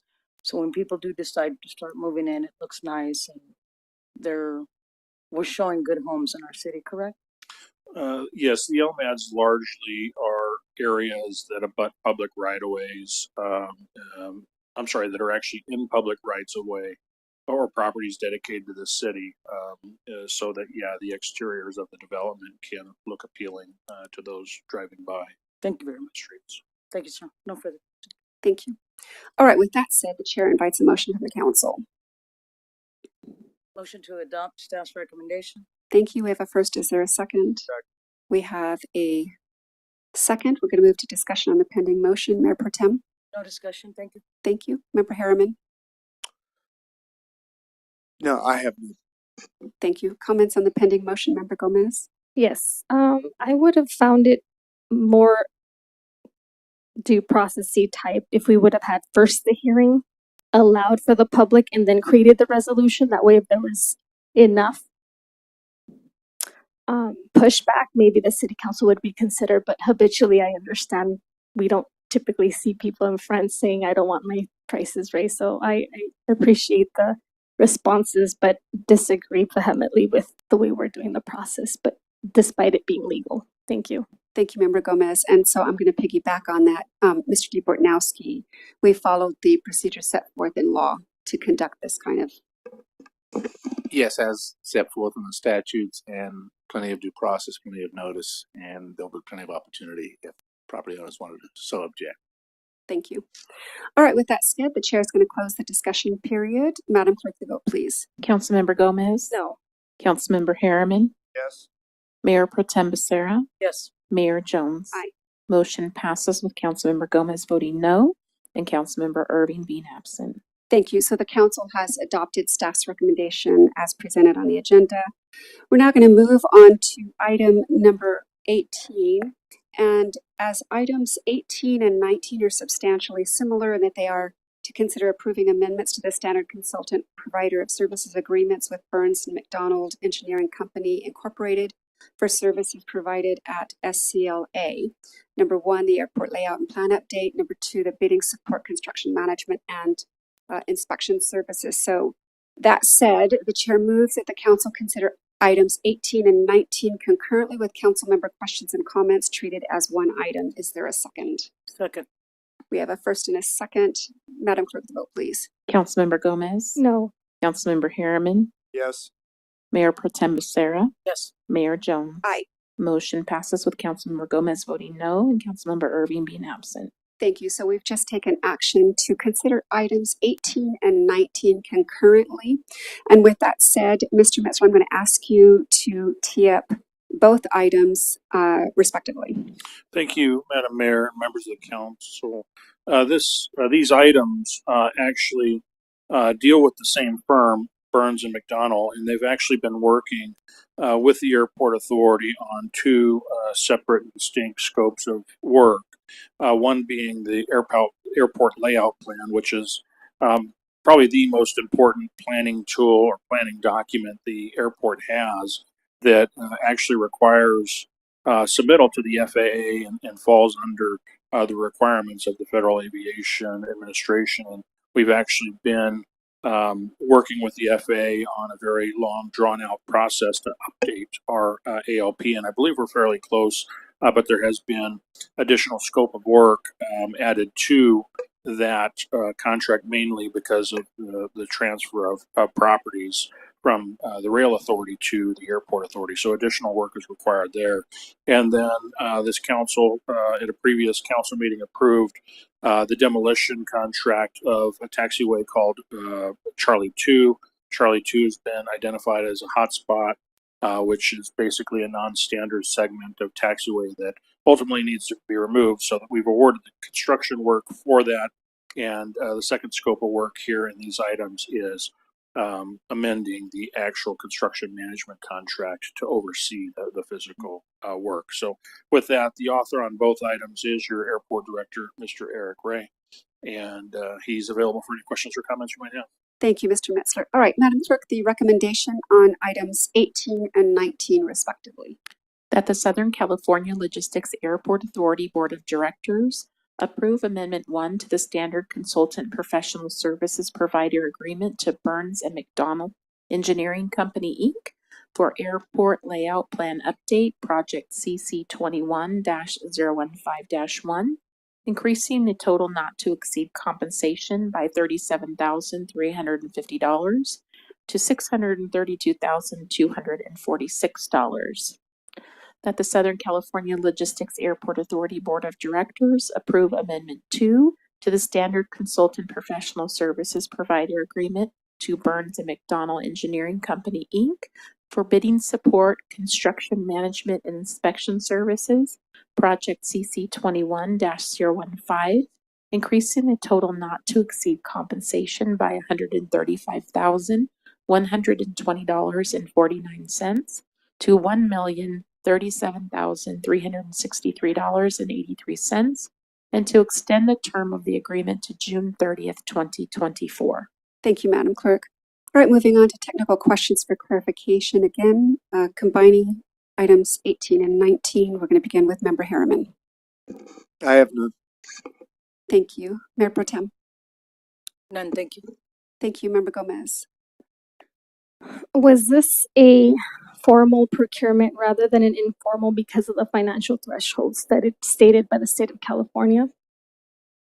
It had previously gone through a process. These are just amendments, so the original process that we went through was consistent with those laid out in our purchasing code. And isn't this item within the purchasing power of the city manager, so he could have just approved them? It may appear that way, but considering the aggregate work, that's typically why we're bringing these back. Okay. And if you look towards page 453, specifically labeling, is there a reason why the label has been modified to quote unquote authority legal counsel when this hasn't been a historical practice? Madam Mayor, members of the council, I think Councilmember Gomez is speaking to the signature pages. And in fact, when we're entering into contracts as the airport, we're actually doing so as the airport authority. So the way I see the signature pages, it's consistent with how we normally sign as the airport authority. Okay, I have no further questions. Thank you, Member Gomez. And the chair has none. At this time, the chair moves that the SCLA Board of Directors takes action in accordance with staff's recommendation for items 18 and 19. Is there a second? Second. We have a first and a second. Moving on to discussion on the motion. We're going to begin with Member Harriman. I have none. Thank you. Mayor Pro Tem? None. Thank you. Member Gomez? Not at the moment. Thank you. And the chair has, actually, I just have one comment. Mr. Metzler, I want to thank you because you, as your way of doing business with this council, it's much appreciated. You always bring things to the agenda when you might not need to, and yet you consider always the numbers in the aggregate for the fullest of transparency. It's much appreciated. Thank you. All right, with that said, the discussion is now closed. Madam Clerk, the vote, please. Councilmember Gomez? Yes. Councilmember Harriman? Yes. Mayor Pro Tem Becerra? Mayor Jones? Aye. Motion passes with Councilmember Irving being absent. Thank you. So with that, the SCLA Board of Directors has taken action in accordance with the recommendations set forth on the agenda for items 18 and 19. We're now going to move on to item number 20. This is the approval for the mayor and mayor pro tem to issue position statements regarding the award of the county's ambulance contract. Mr. Metzler. Thank you, Madam Mayor and members of the council. As early as this upcoming Tuesday, it's believed that the County Board of Supervisors will actually consider and possibly take action involving an award of contract for ambulance services for the entire county and all of the exclusive operating areas that fall under its authority as the county, but also as the ISEMA, or the Inland Counties Emergency Management Authority. And so with that, the county has undertaken a public solicitation process. There's 2 finalists that have been considered as a part of that process, one being the current provider, which is AMR, and then another provider being an organization called the Confire Alliance, which is a derivative of Confire. We know Confire as the dispatch agency, not only providing dispatch services for our fire department, but also for a number of other fire and medical service departments throughout the county. And so with that, as a member of Confire, we have actually worked very closely in this space to understand the needs of our residents. And we certainly believe, as we participate in the process, that there's definitely improvements that need to be made in the provision of ambulance services to not only our residents, but the residents countywide. And so with that, being that we've put a considerable amount of effort into working with Confire to actually compete in this space, we've actually we're actually moving forward, and we're wanting to be able to publicly speak in support of Confire and asking the County Board of Supervisors to consider the Confire Alliance proposal as opposed to the AMR ambulance service contract as an overall effort to be able to improve services countywide. And so our policy, council policy manual does require that we actually take action when a member or members of the council are going to speak on an actual position, an official position of the city. And so with that, we put this item on the agenda asking that the council make a formal expression of its position to support the Confire Alliance proposal, but also authorize the mayor in her capacity as the mayor for the city of Victorville, and also the mayor pro tem in her case in the capacity of a board member to Confire, to be able to speak and express the position of support from the city as it relates to the Confire Alliance proposal. So with that, certainly available for much more detailed questions or comments if you have any. Thank you, Mr. Metzler. Madam Clerk, the recommendation. Any action is at the discretion of your Honorable City Council. However, staff recommends that the Honorable City Council approve the following actions. Take a position which supports an award of the county's ambulance contract and authorize the mayor and the mayor pro tem to speak at the upcoming County Board of Supervisors meeting in support of the award of the ambulance transport contract to Confire Alliance. Thank you, Madam Clerk. All right, moving on to questions for clarification. We're going to begin with Mayor Pro Tem. No questions. Thank you. Member Gomez. Why is it a letter sufficient?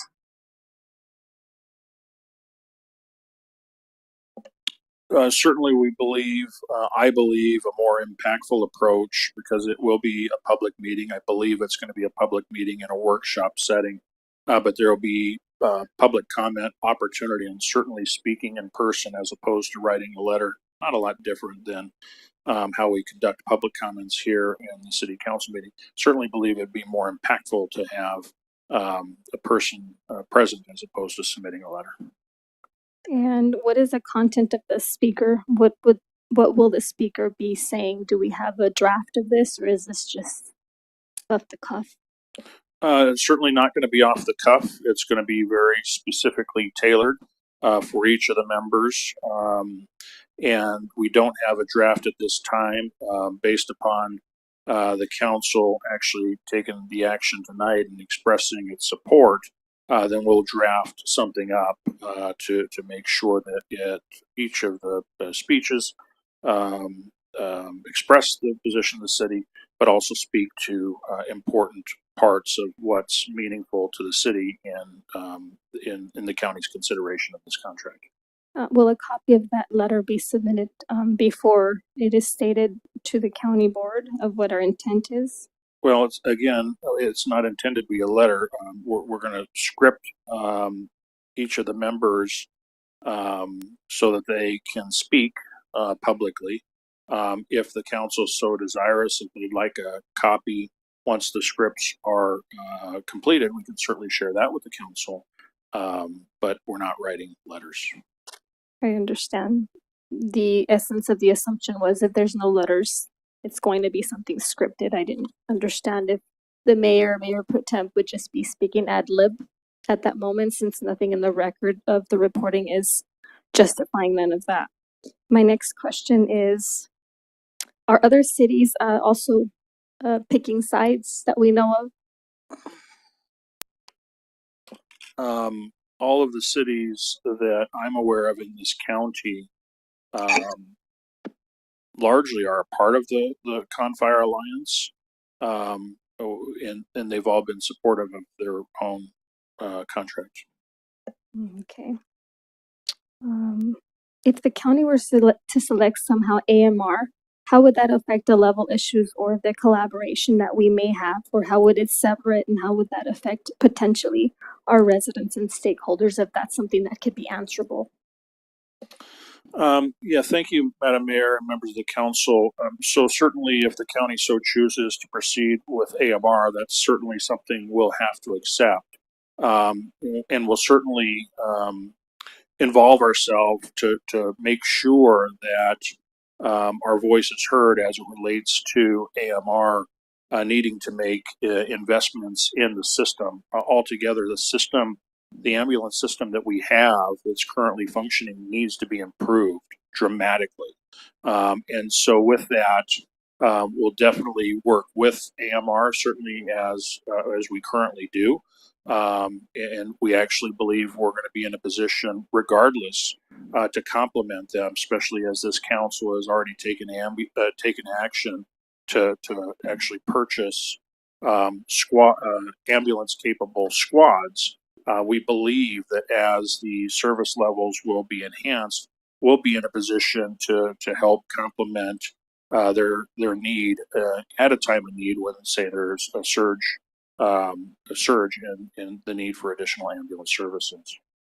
And how can we repair any current relationships, if any exist, and if any severance would occur, how would we be able to repair a magnitude of 134,500 people? Seems to be a pretty large weight on a mayor and a mayor pro tem, speaking on behalf of 5 different districts. I'm just looking for reparations on relationships to make sure we don't damage any relationship. Could it or could it not be there? Because we are taking a competitive side, and it brings out an implicit type of biasing that AMR is not good enough, but Comfire is, and I just don't want that to be the perception if it's going to come out to some regard with many assumptions.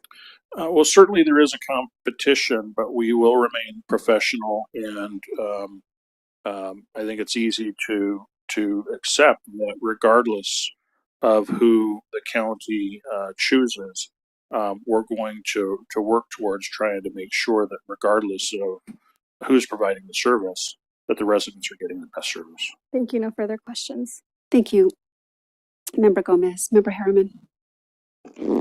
Yeah, but would it be safe to say that the system, the way it's performing right now as we speak, is broken as far as AMR is concerned?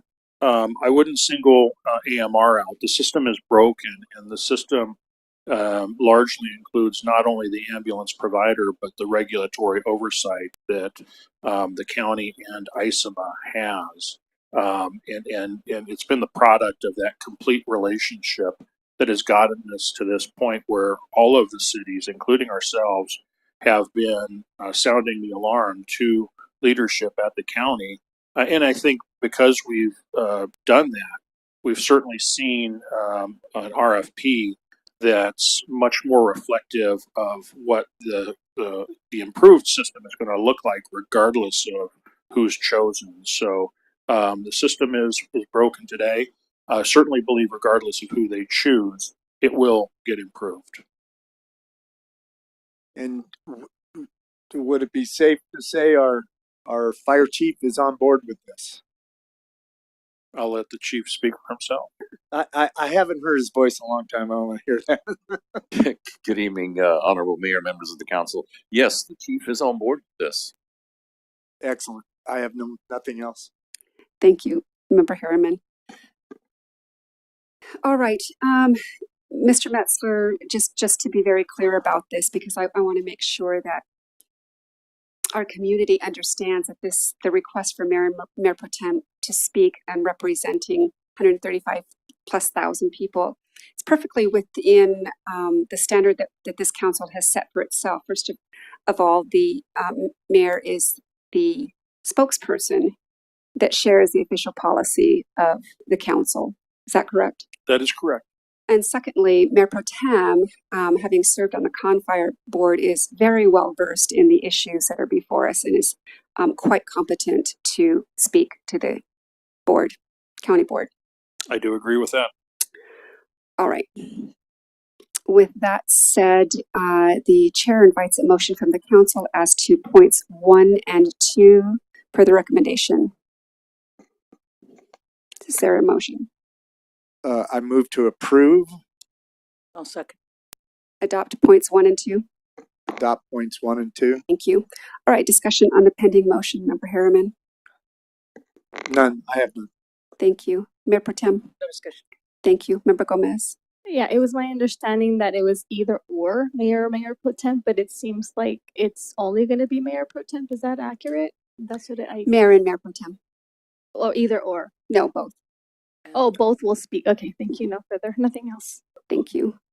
And as for me, I'm thankful if this passes for the opportunity for both Mayor Pro Tem and I to speak before the County Board of Supervisors. The data that came in, there's going to be presentations from both organizations because the margin in the presentations to the county were so close as to really be immaterial. So this is our opportunity in Victorville to really do it right by our people. So I hope this works. I think being in person makes a big difference.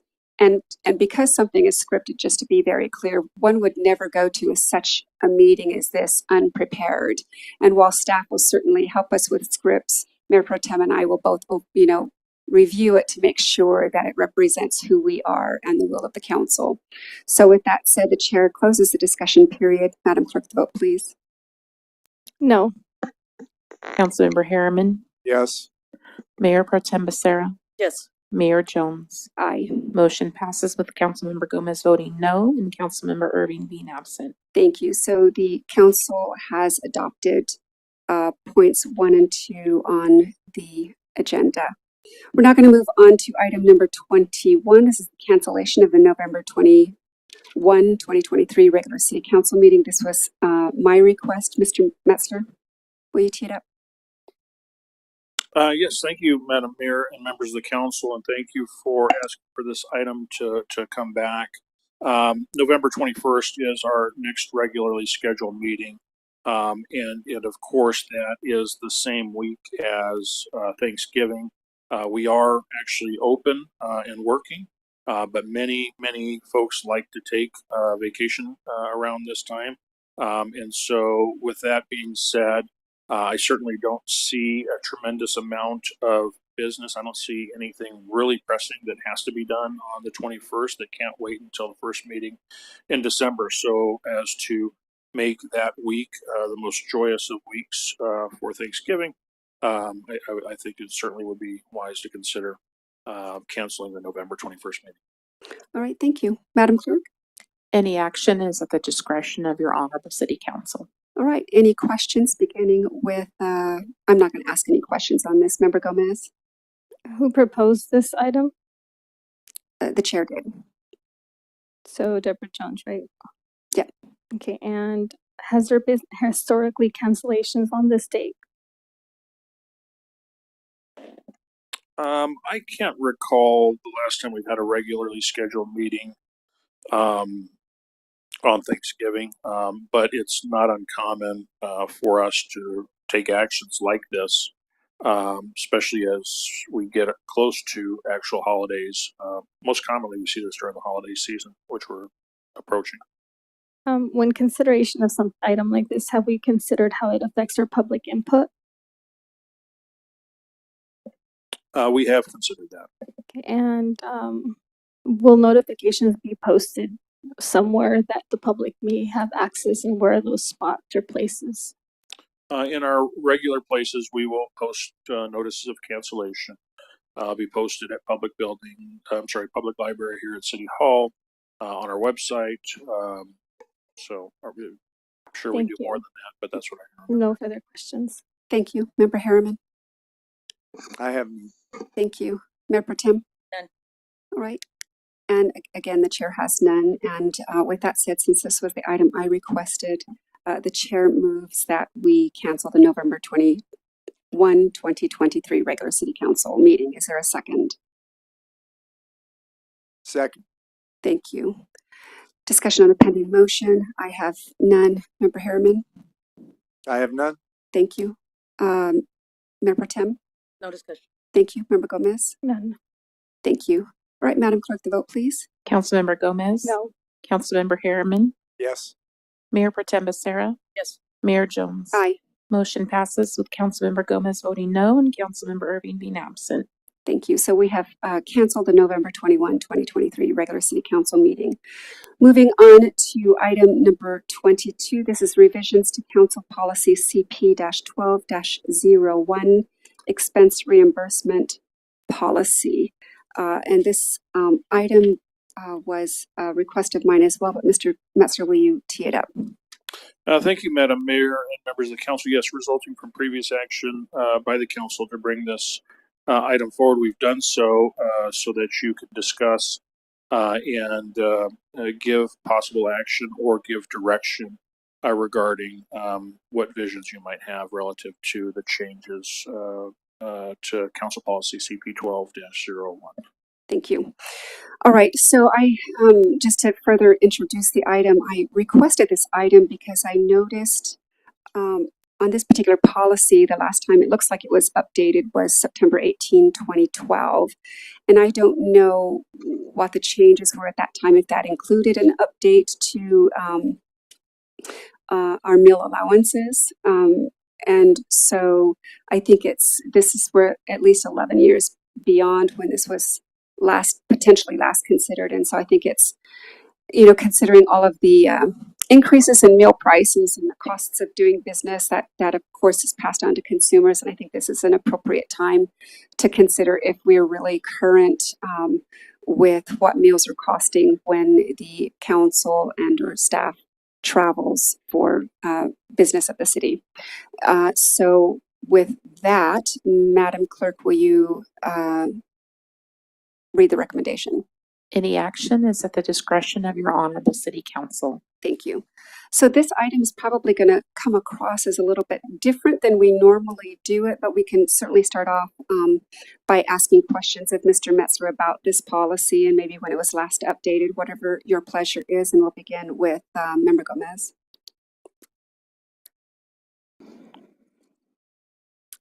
Why didn't this particular item go through the normal process? It's my understanding that policy changes happen biannually, and I don't believe that's within the confines of the policy, but you can feel free and provide feedback. I'm happy to answer that. So our policy manual does state that we review our policy manual biannually, but that's at a minimum. As council member knows, there have been times when we've every few months brought forward a change to the policy manual. Okay, well, that was not my understanding, so I was just seeking clarification. Thank you for that. Yes. And then also, if we're going to be proposing a change in meals, I think we should follow IRS regulations. Small businesses, whether they have a small allotment for a daily or for its employees, I think that should be also the same thing for city council members and for employees, or if mind you, it's for the mayor pro tem. I don't think any extra lavish besides what IRS would allow a small business should be granted during or in the future for any council member or any employee. Is that it? Yeah, that was it. All Thank right. you. So Member Harriman, do you have any questions? And again, on this, it's going to look a little different. So if you have any comments or any suggestions on what you think this ought to look like, it would be helpful. A dollar amount? Well, if we look at section 2 on the policy, it's section 5. Under the paragraph meal allowance, it's just a very straightforward allowance for breakfast, lunch, and dinner with a maximum per day. So if you have any ideas or questions about why that's the way that is, or what would be reasonable to update it to if you would like it updated. I would like to update it, being that a number one at McDonald's is over $10.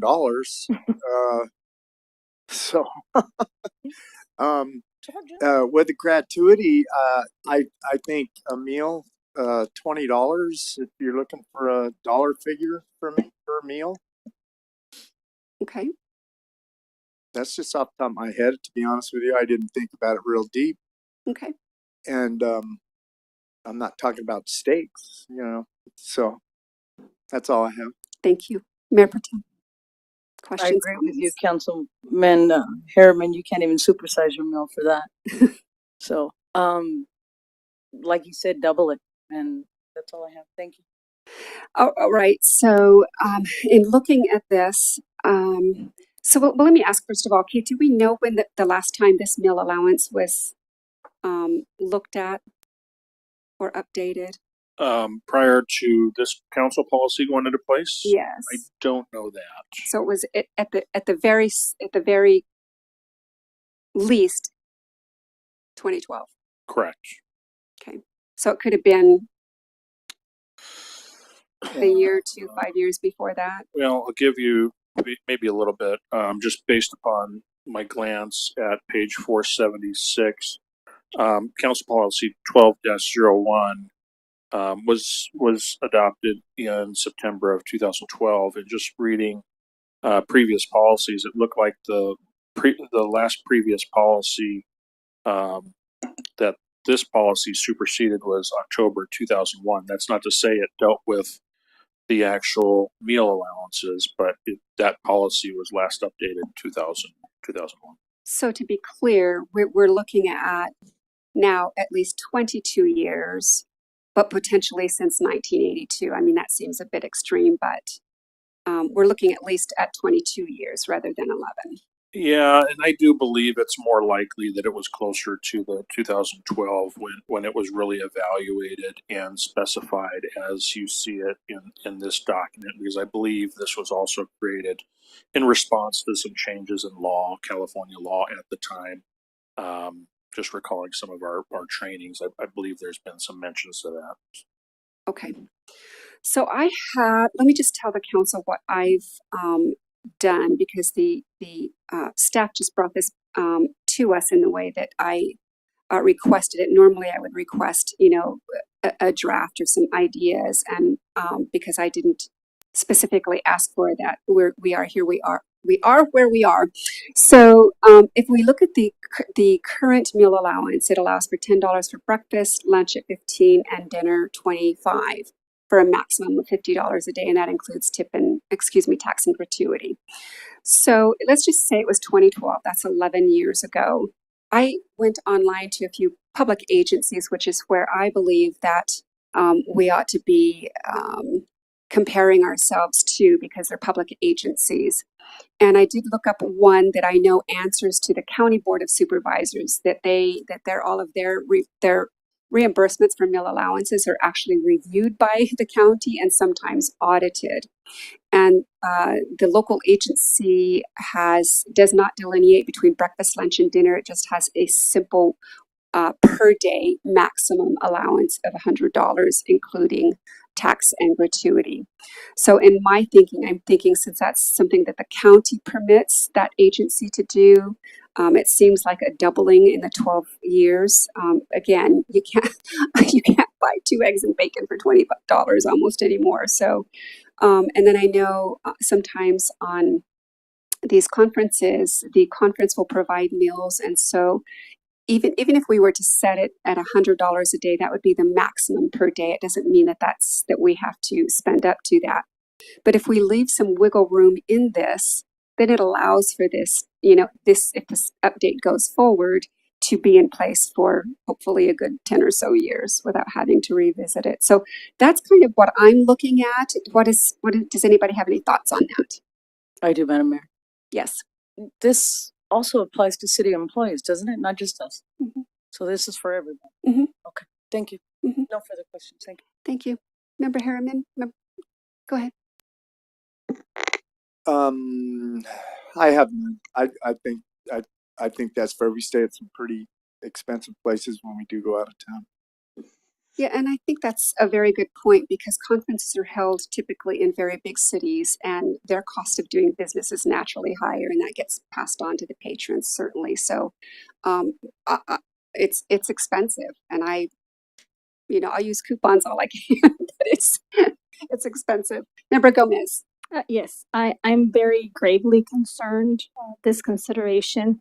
I know a lot of people hardworking people who have to travel and they work in expensive cities. They may be able to fix their meals to be able to save some kind of dollar.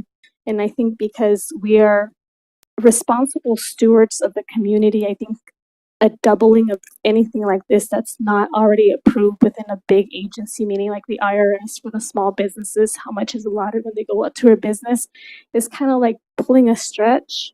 And it's really kind of self-interest without having enough public to speak out against this. I think if the public were aware of something like this, they would have contributions, whether it would be to favor or to put at least a dollar amount. And I think it's an abuse of authority that we would be projecting, and I don't think that's the purpose of this. It's to kind of continue to travel, and we do have lavishly traveled afar and close, but that is to produce some sacrifices, and I think some of those sacrifices have to be living like our constituents, making our meals if we need to, or just living within a budget.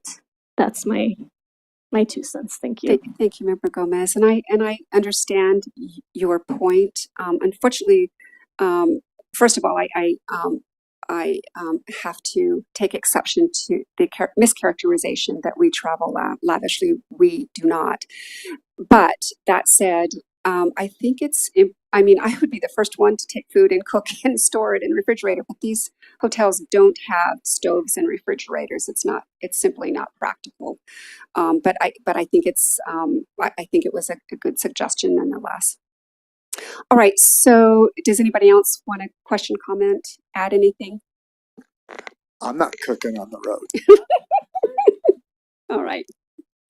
All right. With that said, then I am going to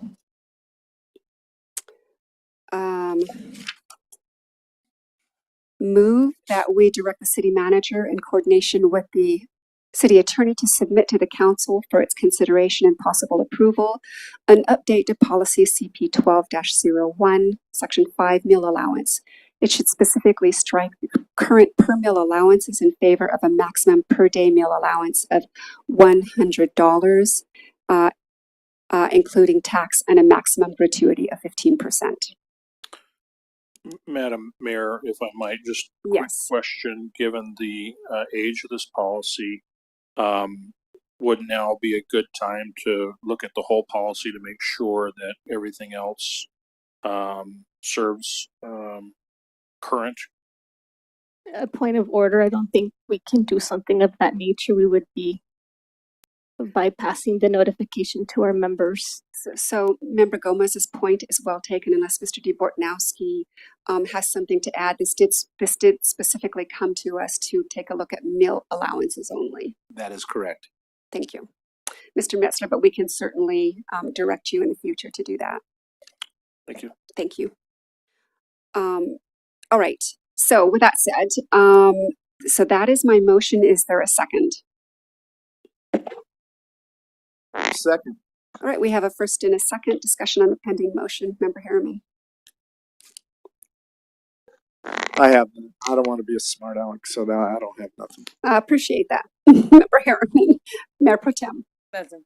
Thank you. Member Gomez. Yes, I'm seeking clarity on the motion. So the motion is for the meal allowance to be no more than $100, which includes the tax, but is an additional 15% for its increase. So that means it would go above and beyond the $100 because of the 15% increase of gratuity. So That's no, my ma'am, understanding. let me read it again. So the tail end of the motion as presented was it should specifically strike the current per meal allowances in favor of a maximum per day meal allowance of $100, including tax, and a maximum gratuity of 15%. So that's built into the $100. Okay, so just for clarification, when you said and a built-in max, so already included with the $100, so it wouldn't go an extra 15% for the gratuity. Correct. Okay. Again, including tax and a maximum gratuity of 15%. So that's that's part of the $100. That's all embedded. Yes. Thank you. No further Mhm. questions. Yes. Good way to put it, embedded, certainly. All right. And with that said, the chair has no comments. Madam Clerk, the vote, please. Councilmember Gomez? No. Councilmember Harriman, Mayor Pro Tem Becerra, Yes. Mayor Jones. Aye. Motion passes with Councilmember Gomez voting no and Councilmember Irving being absent. Thank you. So the council has taken action to update our policy specifically on meal allowance. It'll be brought back to us by the city manager at their soonest convenience. All right, we're now going to move on to item number 23. This is resolution number 23-093, disapproval of actions taken by Councilmember Gomez and reprimand of Councilmember Gomez related to her actions. Mr. Metzler and/or Mr. DeBortnowski. I believe I prepared the item, so if Yes. it's okay with you, I'll do the presentation. Yes. So on October 17th at the council meeting, I was asked to prepare a resolution for your consideration to address actions by Ms. Gomez, Councilmember Gomez, and her interactions with a security guard in City Hall who was following city-approved security protocols. Those interactions consisted of failing to produce identification when asked for it, ignoring the security guard's directions, and then also using profanities in connection with her interactions with that security guard. Hearsay. It was all Member captured- Gomez does not have the floor and will suspend. It was all captured on the city's security cameras, and there is more description provided by Deputy City Manager Sophie Smith, which is attached as Exhibit B. Accordingly, you have before you a resolution to consider which finds that Ms. Councilmember Gomez's actions were in violation of the city's adopted policies and procedures manual, and also reprimands Councilmember Gomez for her actions. And I'm available for any questions. All right, thank you. With that, Madam Clerk, the recommendation, please. Any action taken is at the discretion of the City Council. Thank you. All right, questions for clarification. We're going to begin with Member Gomez. Where's the video footage? I would like to look at it. I believe that's available, but I don't know what the protocols are. And I would also like to see the declaration Member Go- under. Member I'm sorry, I'm Gomez, still asking Member Gomez, questions. one moment, please. Okay. The chair is presiding, so just one moment. I want to make sure. It would be helpful if Mr. DeBortnowski is able to finish his answer before starting another question, just as a courtesy. On the security camera, I'd have to defer to the city manager. I don't know what the security protocols are with respect to that.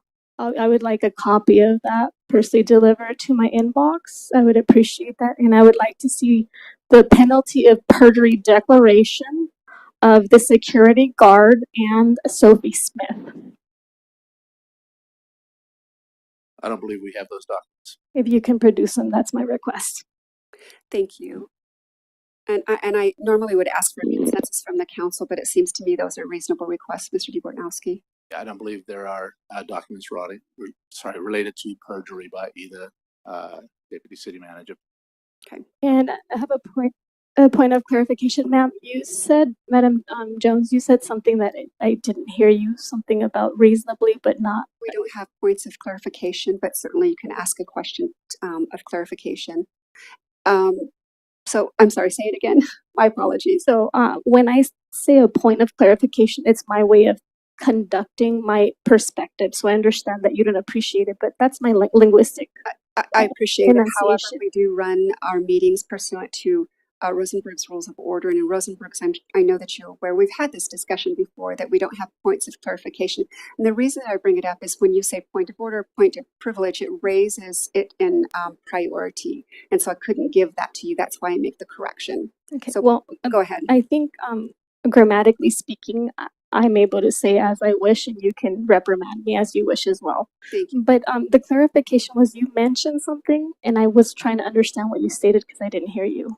And It was about something saying, "Oh, well, it is reasonable what she's requesting," but I was gonna say no. Oh, yeah. So normally when a council member wants thus and such done, it's only accomplished through a consensus, right? No individual council member can give direction.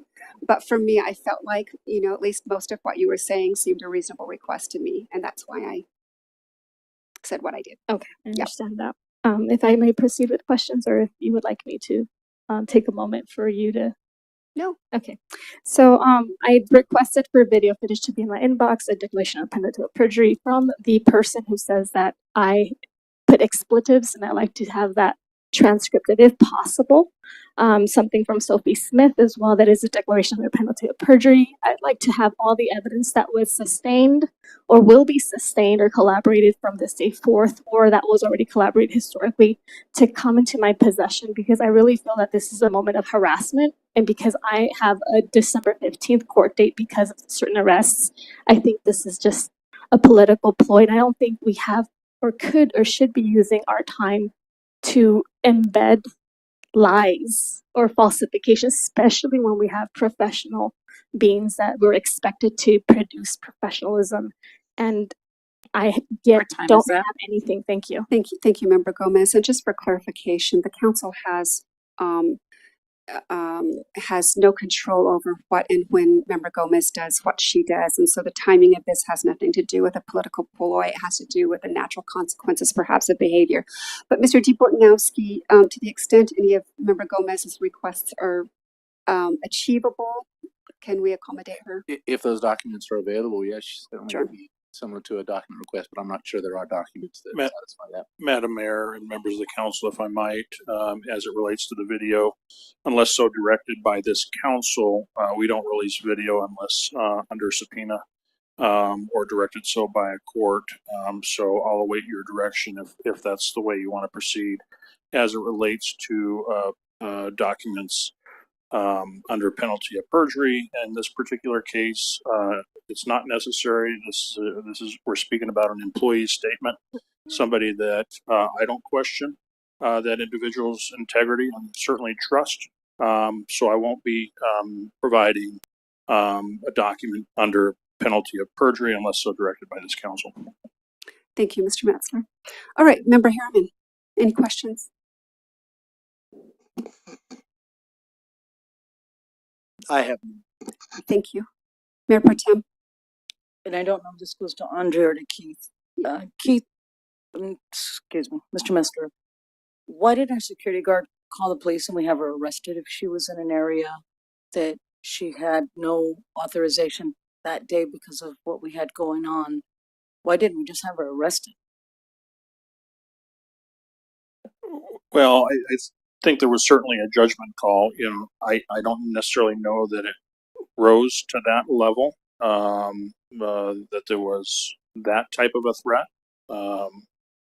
Certainly could have, but it was a judgment call on the security officer to not do that at the time. I was questioned by that same security guard at probably 8:30 when my meeting started. In fact, I had to produce my ID, and if you'll excuse me, the city clerk had to go down and verify that I could be in a conference room B or C, whatever it was. So we were all questioned that day.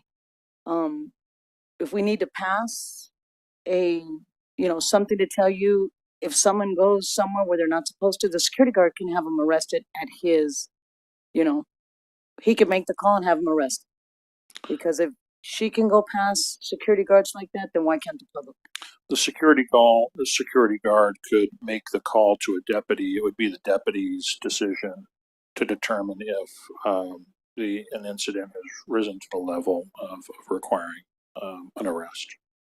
I can't see from here, but no trespassing. I don't know what it is. VC code, whatever. So I would vote we have any public member who goes where they're not supposed to without producing ID, we have them arrested. Yeah, I think the sad reality is that in this particular case, the security guard likely felt intimidated. That's probably the best word that I can come up with, just considering the representation by, in this particular case, Councilmember Gomez as being a member of the city manager's staff. And so it's likely because of the intimidation or the feelings that security guard felt, didn't necessarily want to make a bigger issue of it, notwithstanding the behavior of Member Gomez. Thank you very much. No further questions, madam. Thank you. That was all hearsay. Member Gomez does not have the floor and is warned again. If you do not have the floor, you may not speak without the recognition of the chair. May I speak? Yes, I believe you have additional time. Can we take that video and play it on our screen? Yes. I would make a motion for that to occur. Member Gomez has not been recognized by the chair. The Member Harriman has the floor. That's my question. Well, I don't have the video. I don't mean, obviously we can't do it right now, but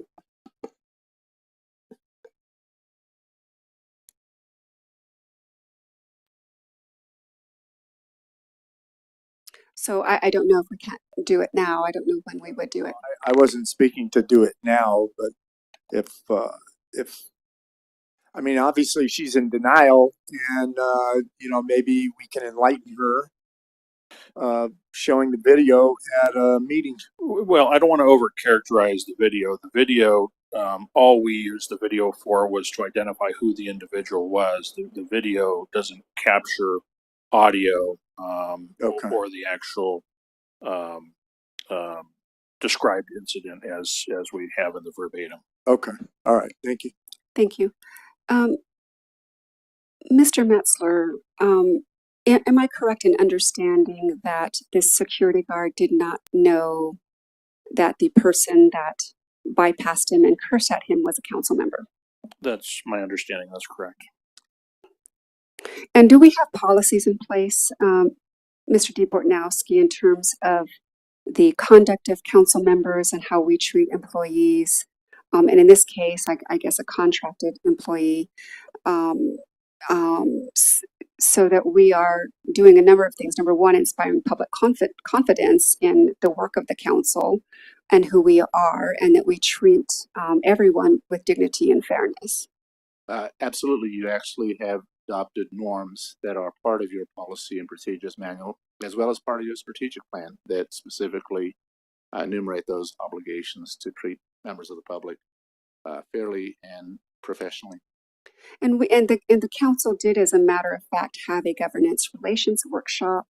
I believe it was in March or so, where we reestablished our norms and protocols, and then we had a strategic planning meeting. I think it was in July, where we also went over again our norms and protocols. And every council member was present for those workshops, correct? That is correct. And those workshops weren't just half an hour long workshops; they were hours long, correct? That is correct. And the policy manual is adopted by formal action of this council. Thank you. All right. So with that said, Madam Mayor, do I have a couple of seconds? you do, yes. I do have a question since she brought it up. Mr. Metzler, last time for her court hearing, there's at least 8 or 10 of us that are being subpoenaed to go to her court hearing, correct? There are a number that are subpoenaed. I don't know them. And since it's down in Riverside and my kitchen is up here, I'm not going to be able to make lunch for myself that afternoon. So am I going to be fed down there on the city's dime? Because she's I believe Okay, we're this getting is beyond going this. beyond. So I'm going to call for the orders of the day, but you Sorry, can. she brought it up. That's why I thought I could bring it. I know, but okay.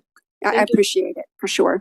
All right. So with that said, and because this was an item that I requested be brought forward, I'm going to move that we adopt resolution 23-093, which declares disapproval of Member Gomez's mistreatment of a security official with the city on October 3, and as a result formally reprimands her for her misconduct. Is there a second? Second.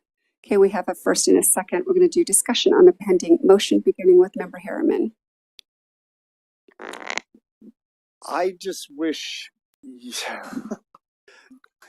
On the motion. No, I don't. Thank you. Member Pro Tem. Thank you. Member Gomez. Yes, normally in a court of law, you have witnesses, you're able to confront them. We are not a judicial system, obviously. And without being able to produce the evidence that was just hearsay, people speaking on behalf of the security guard, using the word of intimidation, it's just something that I would not have expected from members elected or any executive team, but little did I know that I shouldn't have any expectancies. We should be able to provide and produce evidence at all times without just making statements, because those statements become slander to someone's a character. And I think what we end up doing when we speak such things is we're able to project who we are internally when we're trying to project someone else in that fashion. And I don't think that was the goal of this council but it certainly has unfortunately come out across, at least from my perception, in that way. Thank you, Member Gomez. Member Gomez, my apologies. All right, so on this motion, this is certainly not something that is comfortable for anyone, and I certainly was not comfortable in bringing this item forward. But the concern that I have is that the council is the face of the city, not only with our residents, but our employees. And we are to treat them with dignity and respect. And it concerns me that any member of the city was mistreated. And let me just go on to say that this is not a due process hearing. This is not a court of law. Council operates through law, policy, and procedure. This reprimand is pursuant to our own policies that have been adopted by the council. None of this should be lost on Member Gomez. In fact, Member Gomez has been reprimanded several times in the past and is thoroughly familiar with the process for doing this. So to expect this to rise to the level of a court proceeding is just simply misinformed. So the chair closes the discussion period. Madam Clerk, the vote, please. Councilmember Gomez? No. Councilmember Harriman? Yes. Mayor Pro Tem Becerra? Mayor Jones? Aye. Motion passes with Councilmember Gomez voting no and Councilmember Irving being absent. Thank you. So the council has taken action to adopt Resolution 23093, disapproving of Member Gomez's mistreatment of a security official on October 3rd. And as a result from that, we formally reprimand her for her misconduct. All right, moving on to our next item. This is item 24, City Manager Reports. Mr. Metzler. Thank you, Madam Mayor and members of the council. Quite a few updates for you, certainly on the engineering side of the house. The Green Tree Extension Project has been awarded the Building Excellence in Safety Transportation Infrastructure Award from the Southern California chapter of American Public Works Associations in the transportation category. So I will actually be sending staff to receive that award at a luncheon on December 14th. So major set of congratulations, of course, to the staff that worked so tirelessly on moving that project forward, but certainly recognizing and thanks to the council for the support and allowing us to move forward with such a monumental project. On the community services side of the house, our Veterans Day walk, run, parade, and ceremony will be held this Saturday, November 11th, at the Veterans Memorial, which is located at the corner of 7th Street and Forest Avenue in Old Town Victorville. The walk run will start at 8:45 in the morning, and the parade will begin at the corner of 7th Street and Tracy at 9 a.m. This year, there is a special video tribute to Vietnam veterans. You do need to register online for the walk run. And at the library, we'll be hosting a drop-in Veterans Day thank you craft on Thursday, November 9th, between the hours of 11 a.m. and 4 p.m. That event is free and no registration is required. Also, coming up quickly is the Victorville Tree Lighting event. This event, just right around the corner, is our annual Festival of Lights and Tree Lighting, which will take place this year on Saturday, December 2nd. Between the hours of 4 p.m. and 7 p.m. So come enjoy hot chocolate, cookies, food, craft, and gift. We'll have a number of vendors, music, carriage rides, and of course, Santa. So with that, that'll be hosted here at City Hall. On the planning side, more good news coming up. Excitement is continuing to build as the Wellness Center plans to start operations in December.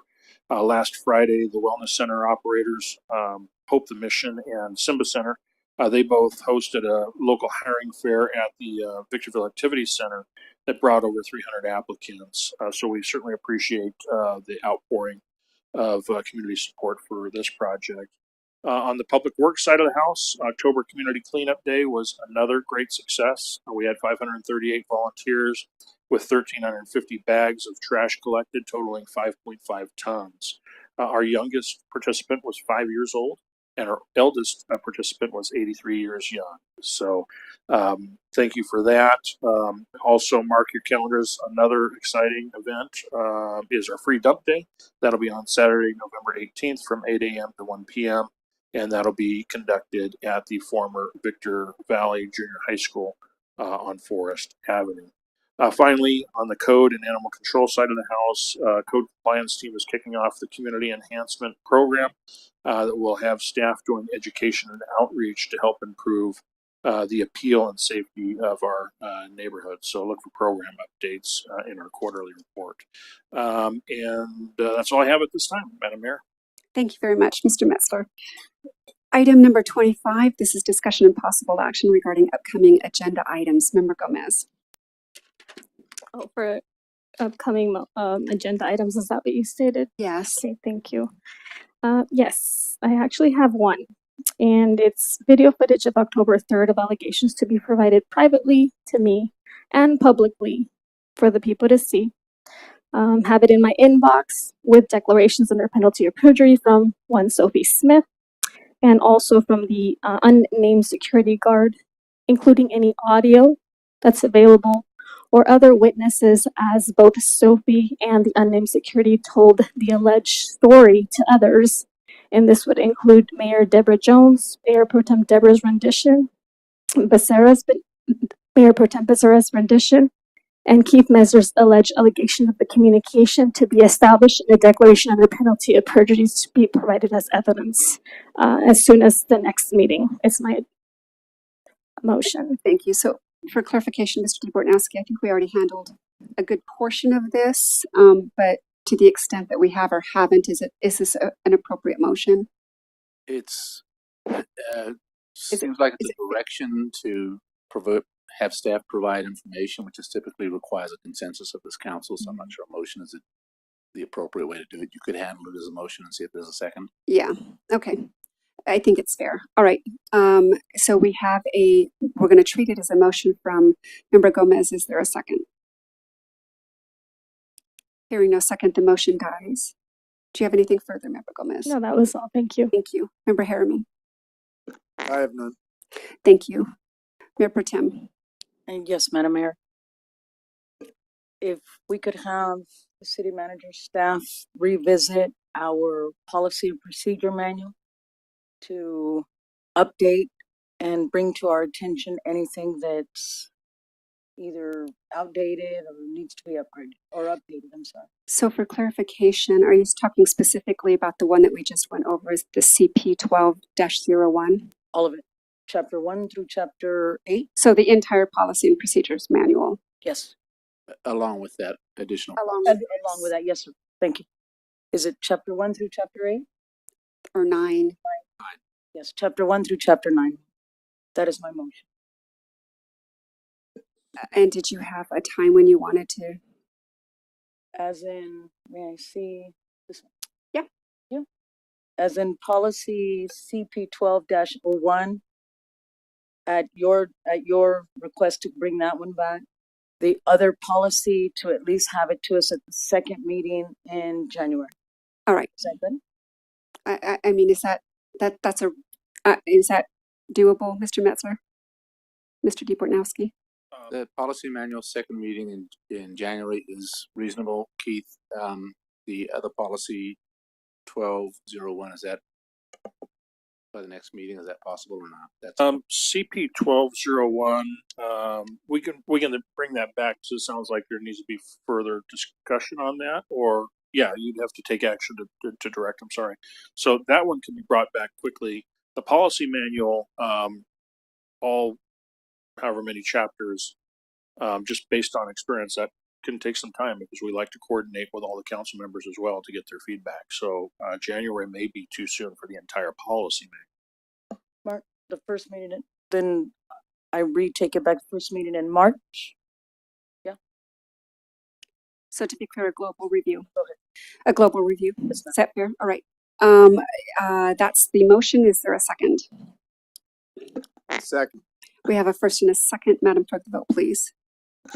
Councilmember Gomez? No. Councilmember Harriman? Yes. Mayor Pro Tem Becerra? Yes. Mayor Jones? Yes. Motion passes with Councilmember Gomez voting no and Councilmember Irving being absent. Thank you. That's it, Madam Mayor. Thank you. Thank you, Mayor Pro Tem.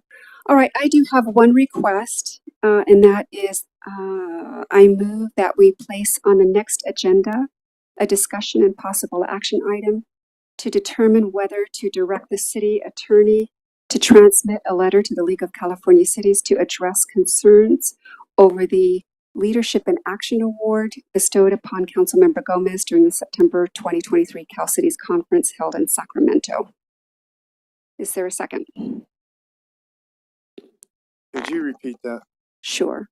The motion is that we place on the next agenda a discussion and possible action item to determine whether to direct the city attorney to transmit a letter to the League of Californias to address concerns over the Leadership in Action Award bestowed upon Councilmember Gomez during the September 2023 Cal Cities Conference held in Sacramento. Second. We have a first and a second. Madam Clerk, the vote, please. Councilmember Gomez. No. Councilmember Harriman. Yes. Mayor Pro Tem Becerra. Yes. Mayor Jones. Aye. Motion passes with Councilmember Gomez voting no and Councilmember Irving being absent. All right, so that request will be on the next agenda. We're now going to move on to item number 26, reports from council members. Member Gomez. Yes, so I had the pleasure of meeting with a resource network that deals with SBCD, which is loans for federal and state government to small businesses. It was a pleasure to network with not only many businesses, but have the partnership of many agencies that allow certification to be provided for small businesses. And I think that's an asset and a resource to have at least one council member having a straight direct connection with networks that deal with procurement processes, that deal with understanding the informalities and the formalities of being able to come into the platforms of the city of Victorville with purchasing departments and be able to start bidding and having that agency for the high desert to be able to produce wealth, or what's called family wealth, generational wealth. And so that meeting went great. Usually I reserve my thoughts, but I think it merits to show that not only as an active member of the city council, as a resource, I expend my resources finding and making the connections important enough so that I can directly go with small businesses, whether there's realtors or what have you, restaurants, barber shops. It doesn't matter what it is. They need the opportunity to come into Victorville or any state or federal agency and be able to conduct a generational wealth. And I think I'm a great connection for that. And those resources are available to the general public. And once again, it was a privilege to make those important wealthy connections to be able to bring back to my community. Thank you, Member Gomez. Welcome. Member Harriman. I have nothing. Thank you, Mayor Pro Tem. Thank you very much, Madam Mayor. Madam Mayor, on October 19th, 2023, I attended the High Desert Corridor Joint Powers Agency as its vice chair. At that meeting, it's reported that the NEPA process has been reactivated for the Federal Rail Administration and is underway. Record of decision is currently anticipated for late 2024. Presuming that takes place, a high-speed rail project between Victorville and Palmdale could then proceed to design engineer. So some of us who have been in here, it's actually back on the table again. Also, $8 million in State Surface Transportation Authority grant money has been awarded to the High Desert Corridor project. So it's not just, there's actually money coming in for different things. The California Transportation Commission will be considering allocating funds at the December 7th meeting. Matched funds for this grant will be provided by Los Angeles County Measure M money. Finally, the upcoming work plan for the High Desert Corridor JPA includes procurement of 2 professional service firms, one providing financial advisory and the other one project management support services. So it's back on the table, everybody. A train from Victorville to Palmdale. Let's see what happens. Thank you. Thank you, Mayor Pro Tem. Much needed east-west corridor, for sure. Help with that. All right, so just the typical types of meetings that I've attended, those with SBCTA, have a general policy meeting with them tomorrow. I just want to take an opportunity to, and our Mountain Desert Policy Committee from SBCTA as well. Wanted to take a moment to thank, I don't think I did it at the last meeting, to my regret, to thank Mayor Pro Tem for stepping in for me and offering the welcome at the Fall Festival. I was out of the state, so I'm glad that you did that, Mayor Pro Tem. Also, recently you stood in for me at a ribbon cutting with pretty much zero notice, and I really appreciate you stepping up to the plate on that. With that said, I think that we're finished with our business this evening, and as a matter of housekeeping, all council members, staff, and audience members will kindly vacate council chambers and City Hall within 10 minutes. That becomes 8:37, so that these facilities may be cleaned and secured for the evening. Members of the public are not permitted behind the dais. Everyone, thank you for a wonderful and productive meeting. This meeting is adjourned. You gotta